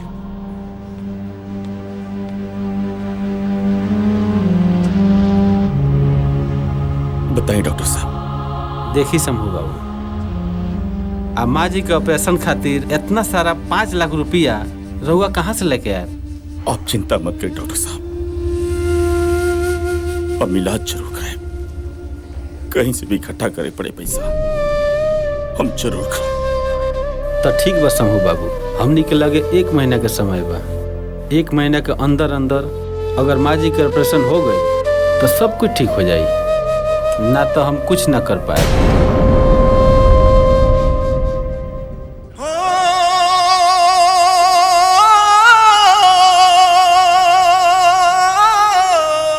ठीक बा डॉक्टर साहब।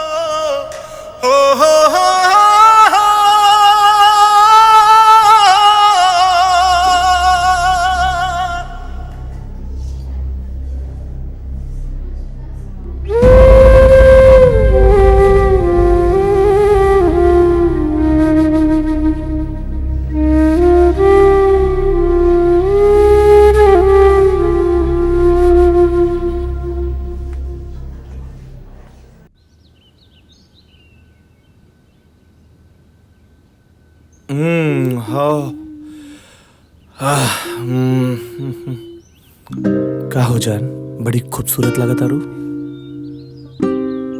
रुआ हमसे बात मत करी। तोहरा के मालूम बा हमरा के सबसे ज्यादा अच्छा का लागेला? तोहार रूठल हमार मनावल हमरा के बहुत अच्छा लागेला। और वैसे भी हमार धर्मपत्नी, हमार बात सुना ना। ई बताओ हमार धर्मपत्नी, ई रोमांस के मूड में काहे किसी आइल बाड़ू? रुआ हमरे से ना प्यार ना करेनी। अच्छा एगो बात बतावा, ई सब जोन हम कहनी है केकरा खातिर कहनी है? तोहरा खातिर। सच्ची? कसम खाई से। हमार कसम। तोहार के रिया।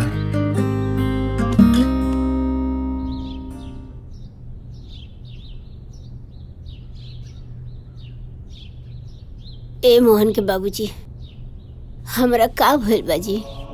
का डॉक्टर कहले हैं जी? अरे कुछ नहीं के बोलो, थोड़ा कमजोरी हो गई बा। वैसे भी तारा खाना बनावे के आदत नहीं नु, यही से तू बेहोश हो गइल बा। कुछ दिन आराम करे खातिर डॉक्टर साहब कहनिया, ओकरा बाद बिल्कुल ठीक हो जेबो। सच कहता नहीं? एकदम सच कह। बहू, दवाई खाए खातिर पानी लेके आओ। जी लावतनी।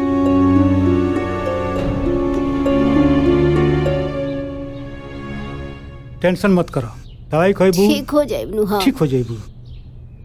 ई काहे जाइल बिया जी? ई तो अलगे हो गइल बिया नु। वैसे भी एकर छुअल हम पानी ना पियो। हमार मझली आई नु, वो हमार ख्याल रखी। अरे तू काहे ऐसा बोलता रू? दुख तकलीफ में अपने लोग काम आवेला। ठीक बाजी।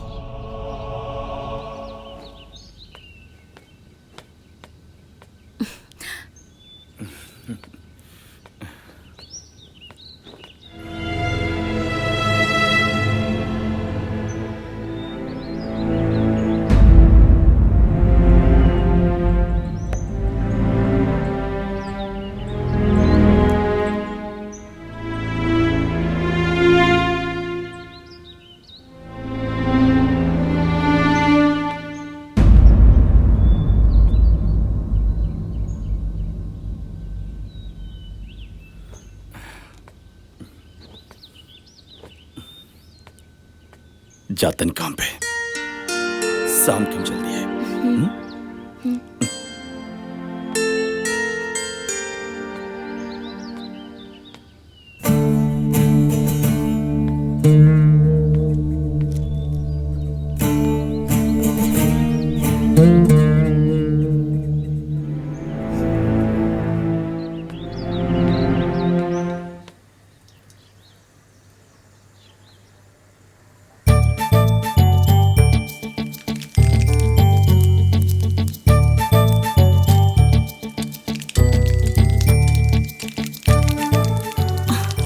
बैठल बानी, जाई ना।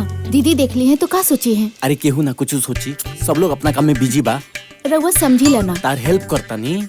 डाल जल्दी बनाओ, माई के दवाई भी खियाए के बाटे। हो ये गेल बस, तनिक देर में हो जाई।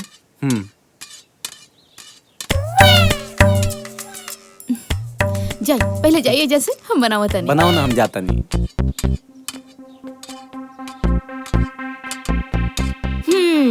का देवर जी, आज तो रउआ लौक गई नी। अरे तनी छोड़ दी। ठीक बा भाभी।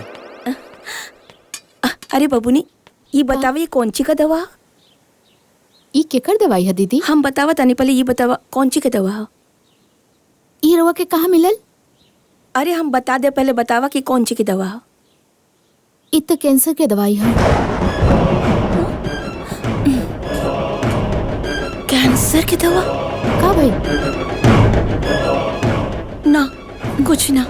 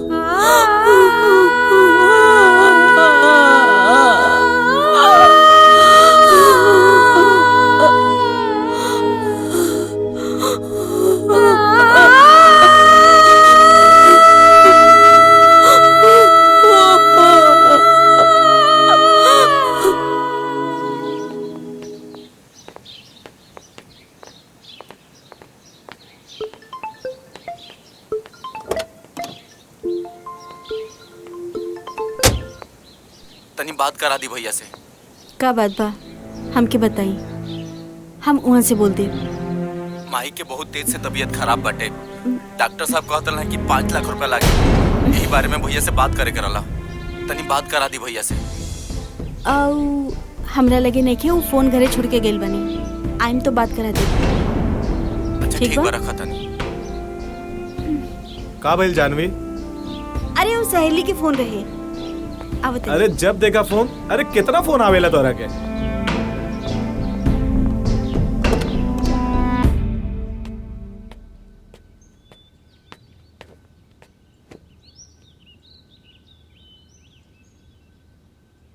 पार्वती, का बात बा? गुस्सा कहे बाड़ू?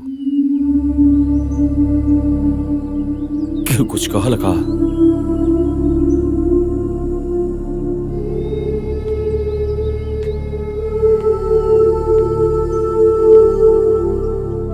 पार्वती,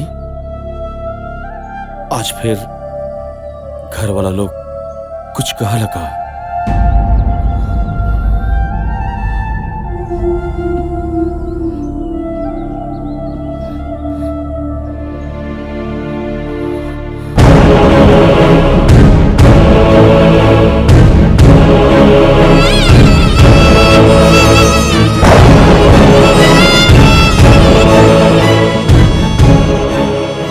रउआ इतना बड़ बात हमनी से छुपवनी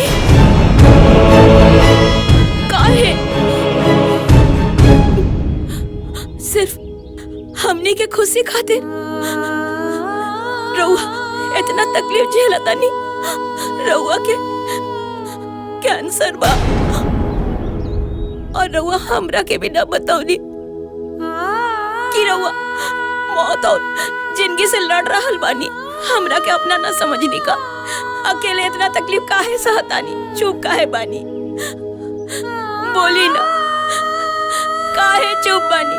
कुछ तो बोली रउआ। का बोली तो से? का बताई तो से पार्वती? हम ही कैसे बताई कि हम मरे वाला बानी? हमारो दिल दिल खुट खुट के मरतनी।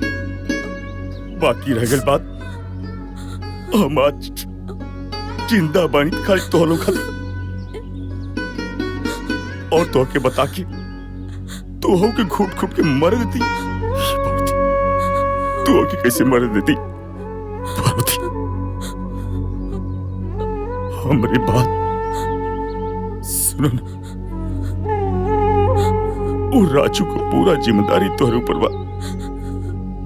सुना हमारी बात, तू इतना कमजोर मत पड़ा, इतना कमजोर मत पड़ा। सुनो ना, अभी हम जिंदा बानी, अभी हमारा कुछ नहीं होके वाला, अभी हम जियो रउआई कैसन बात करत आनी? अरे अगर रउआ के कुछ हो जाए तो रउआ सोच ले बानी हमने के का होई, और हम रउआ बिना कैसे जी पाई? ऐसे मत बोला। सुनो ना, तो क्या हमार कसम, घर में केहू की मत बताइए तुम, और घर में बाबू हुई तो उसके मालूम पड़ी तो ओकरा के सब बतावले से ओकरे ऊपर बहुत गहरा असर पड़ी पावती। ये बात की समझा और अभी हम जियो मरा थोड़े मानी में। अरे अभी हम जियो, अरे हम जियो पावती तुम्हारा खाती और राजू खाती। अरे हम भी कुछ ना हो, तू बोलू ना, तू बोलू ना।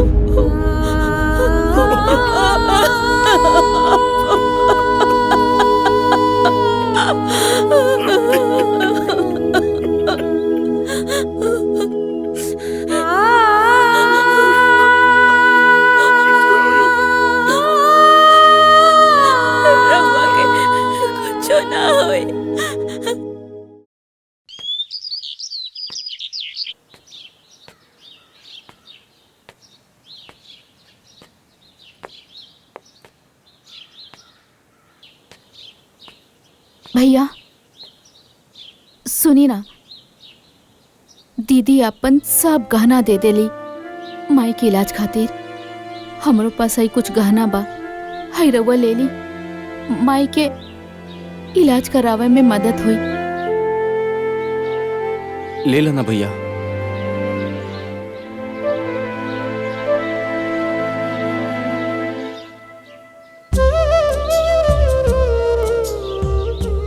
भैया अब आगे कैसे का हुई?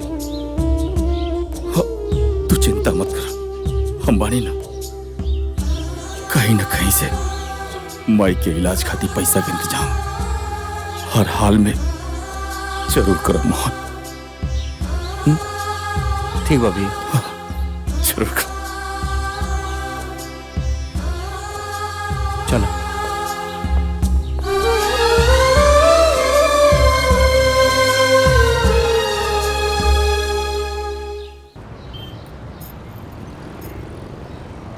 दो लाख रुपया से ज्यादा के माल नहीं है। 2 लाख रुपया? 2 लाख तो बहुत कम बा। ठीक बाटे।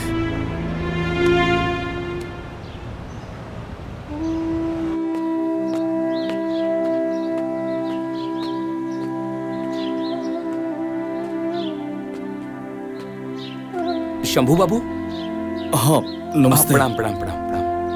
मोहन रउआ के बारे में बतौले रहे, बड़ा तकलीफ लागल सुन के कि माता जी की तबीयत खराब बा।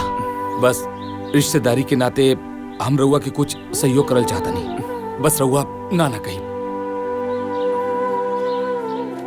हैला, अगर और जरूरत पड़ी तो हमरा से निसंकोच कह दिया, काहे कि समय पर अगर अपन आदमी काम नहीं तो काहे के संबंध।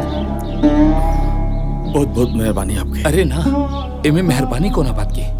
अरे राउर माता जी जोन बानी वो हमरो तो कुछ ना कुछ बाड़ी। धन्यवाद।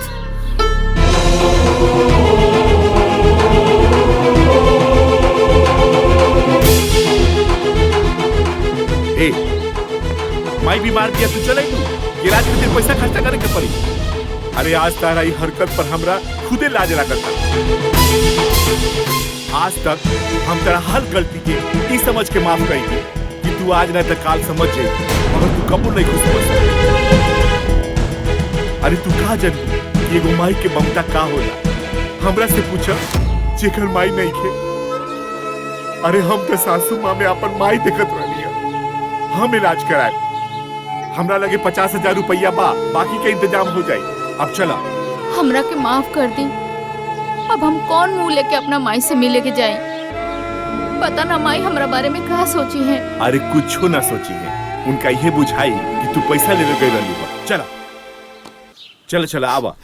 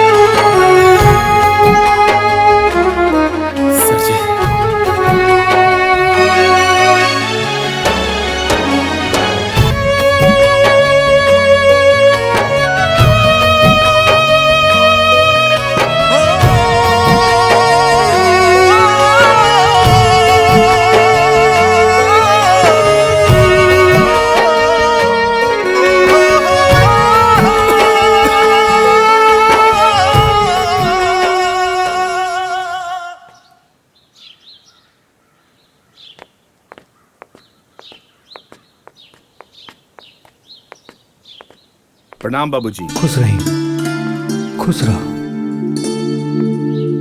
ये सब कैसे हो गए बाबूजी?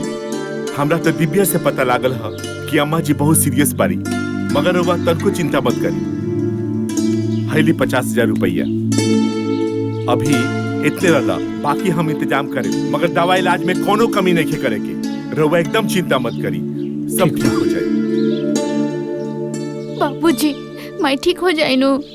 अरे बेटी, भगवान चाहिए तो तहार माई बिल्कुल ठीक हो जाएगी, तू चिंता मत करो।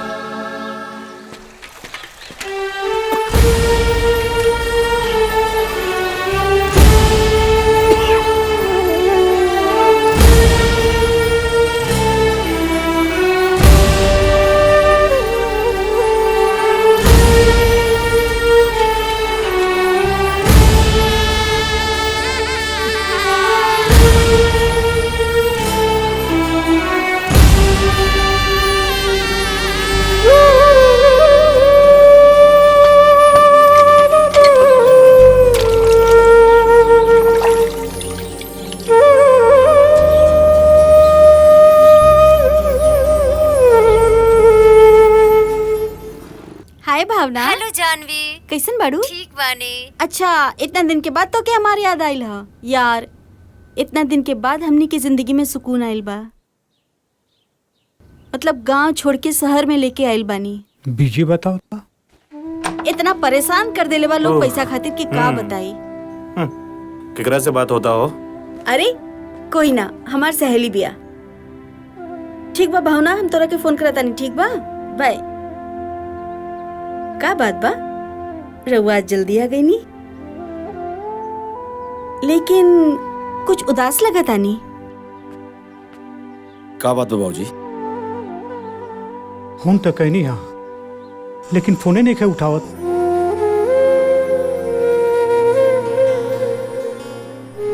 रउआ चिंता मत करिए बाबूजी, कहीं व्यस्त होइयो, खुदे फोन करियो। अब कौन उपाय बा? आप आराम करिए बाबूजी, हम सब देख ले, हम देख ले बाबूजी।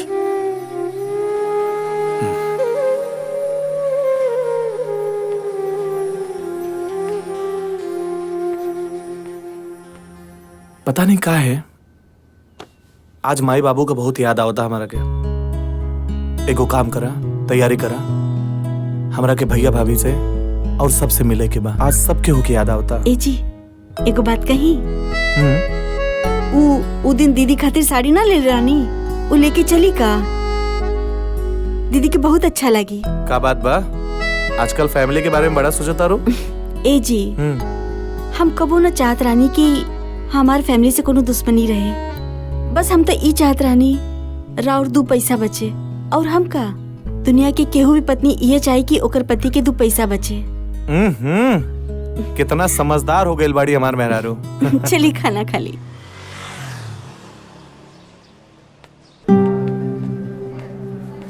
डॉक्टर साहब, हम रिसेप्शन पे पूरा पैसा जमा कर दिल बानी। अब माई का ऑपरेशन हमरे बढ़िया सो जाई ना। हम अपना तरफ से पूरा कोशिश करें, बाकी भगवान के मर्जी। भरोसा रखो, सब ठीक हो जाई। तू ठीक बाड़ा ना? हाँ ठीक बानी। अपन ख्याल रखिए।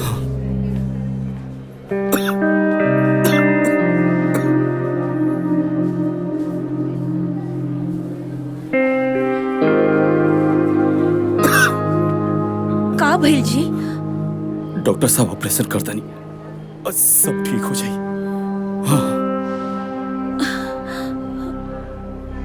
तार माई ठीक बड़ी बेटा? डॉक्टर साहब कहते ना ऑपरेशन सक्सेसफुल हुई। आप बैठी भाजी।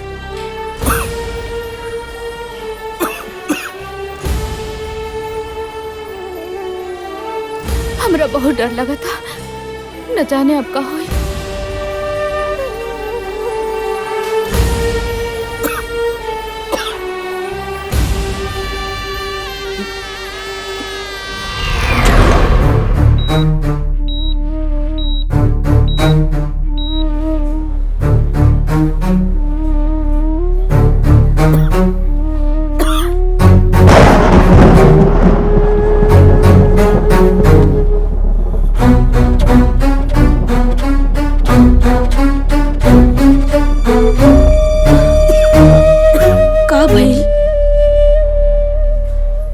कुछ ना, अब ठीक बनी, अब ठीक बनी।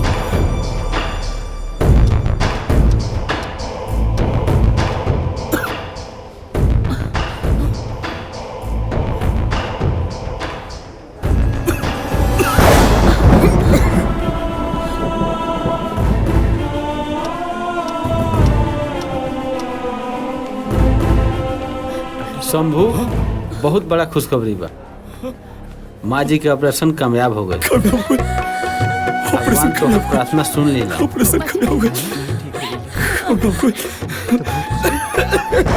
अरे शंभू, ठीक बाड़ा नु? ठीक बाड़ा नु? भाई ठीक हो जाए बाबूजी। हाँ सब ठीक हो भाई ठीक हो जाए।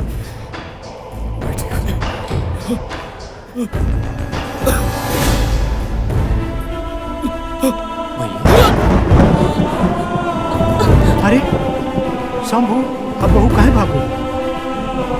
रउआ नहीं जाना। दीदी, बहुत बड़ा राज एगो अपना दिल में छुपा कर रखले रहनी।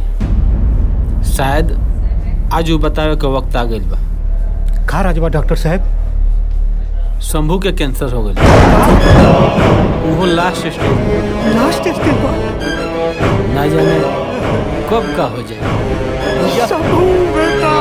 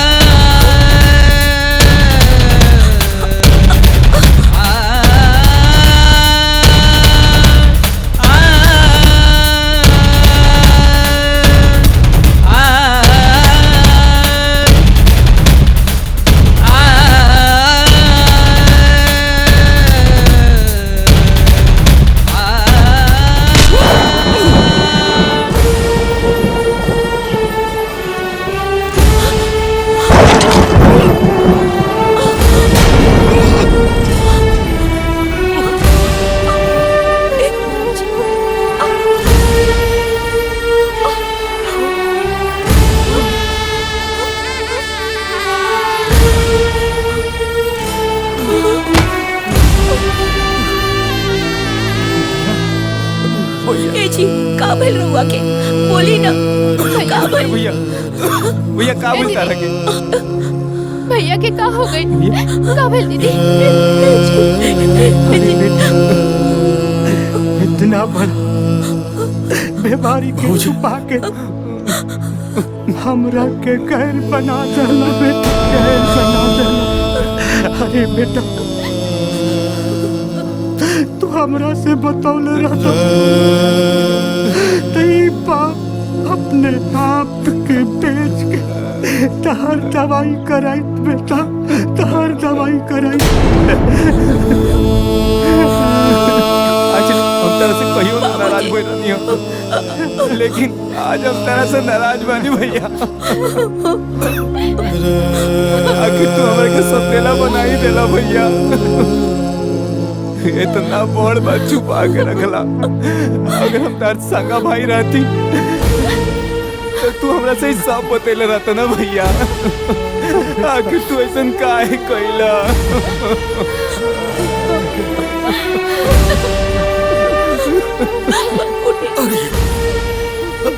ऐसा मत तू और प्यार बाबूजी का प्यार और पार्वती का प्यार ये तो हमारे जीने का आधार रहा रे पगला। ना तो हम तो कब का मर गिल थी लगा था हमारे तो साथ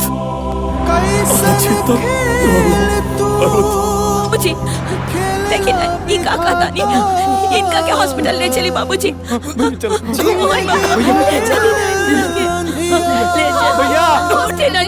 भैया जीवन बाती बूझ गइल,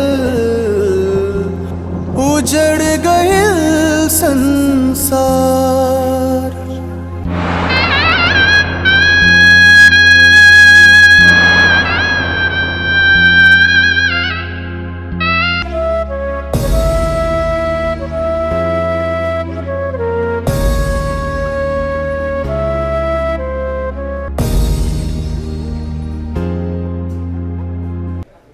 माँ जी आराम करी रहुआ, रहुआ उठी मत।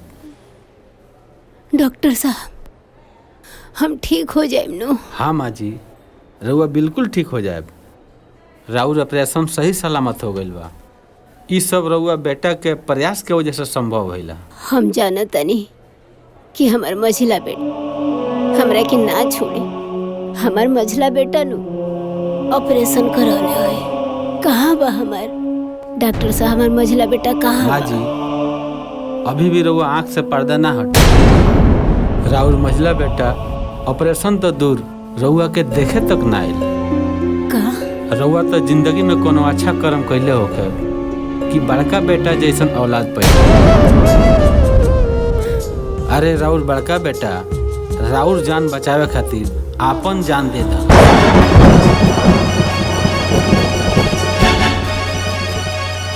रहुआ तो पहले से ही आप कैंसर के इलाज करवा रहे हैं। माँ जी के ऑपरेशन खातिर इतना सारा 5 लाख रुपया रहुआ कहाँ से लेके आए? आप चिंता मत करिए डॉक्टर साहब, हम अपन कैंसर के इलाज छोड़ दें। लेकिन माई का हम इलाज जरूर कराए। कहीं से भी इकट्ठा करे पड़े पैसा हम जरूर कराएं।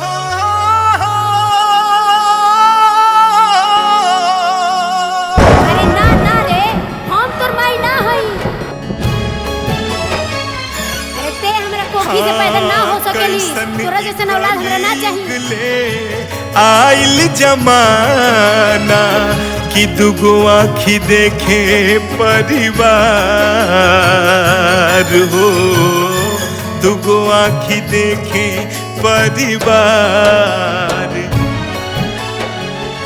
मन करे जहर मार खाई मर जाईती। अपन जान दे दिला डॉक्टर साहब, हमरा बेटा के पास जाए दी। निकले नया धाम हमरा के जाए दी। माँ जी रहुआ आराम करो, रहुआ उठी मत। कितना भागन बानी हो खेला बिहान।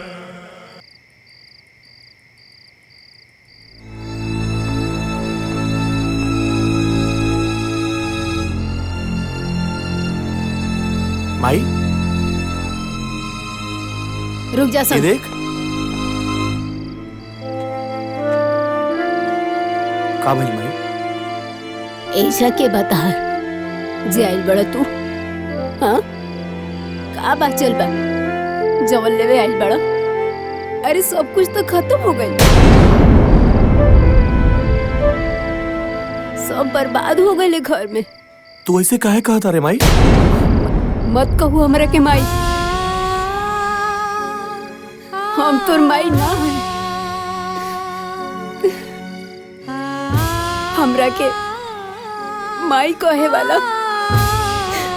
हमरा के माई समझे वाला जब समूह लेके तो तोहनी के कोनो जरूरत नहीं है, हमरा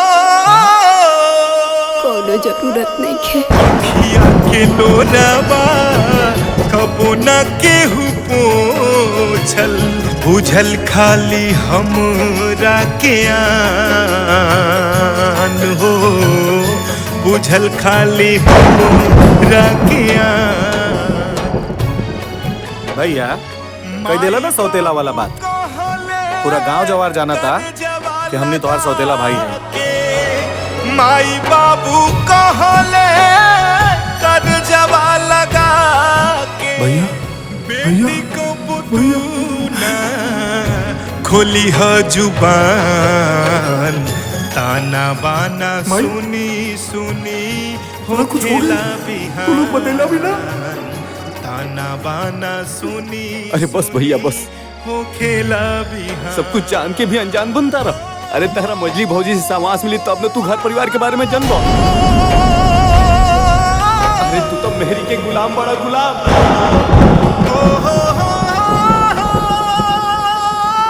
तोरा मेहरारू के लगे इतना बार फोन करनी, लेकिन तोर मेहरारू ना उठौलस। हाँ भैया, हमनी के तरह से बहुत बात करके कोशिश करी, बहुत फोन लगौनी, मगर ये मजली भौजी तरह से बातें ना करे दी। हमरा के सब समझ में आ गए। अरे हम तो वो अभागा बानी कि जे अपने भाई के प्यार भी ना समझ पाईनी। ए जी केहू भी पत्नी बस इहे चाहेली कि ओकर पति के कुछ पैसा बचे। अरे तोरा के पैसा चाहिए ना रे, ये ले पैसा।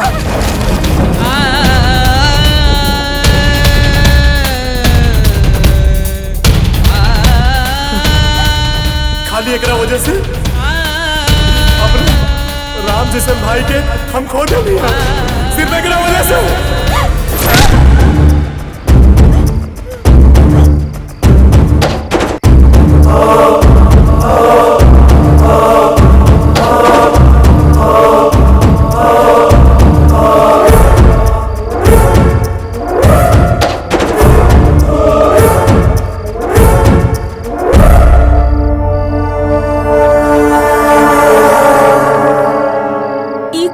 तानी बबुआ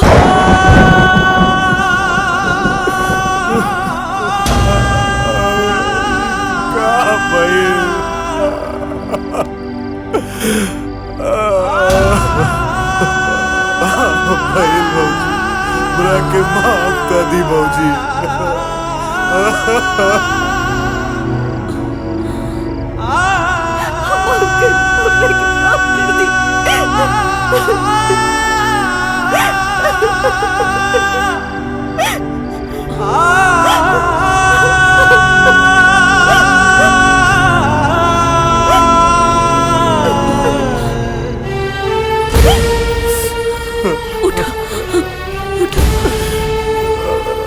हमरा से कहो दीदी, हमारे एक छोट गलती की वजह से एक पूरा परिवार में कर गई, माफ कर दे दीदी। बबुआ जौन होके के रहे वो तो हो गए। देखिए ना माँ जी के का हाल बना के रख ले बानी। हे माई, हमरा के माफ कर दे माई। हाँ बेटा। माँ जी माफ कर देना ये लोग के। माँ जी माफ कर दी। हमरा के माफ कर दे रे माई। हम के हैं माफ करे वाला? हम तो भगवान से यही कहब कि हर घर में ऐसा ने बहू आवे। बबुआ, तुम्हार भैया हमेशा चाहत रहलन कि ये परिवार हमेशा सुखी रहे और ये जहाँ भी हुई हन बहुत खुश हुई हन।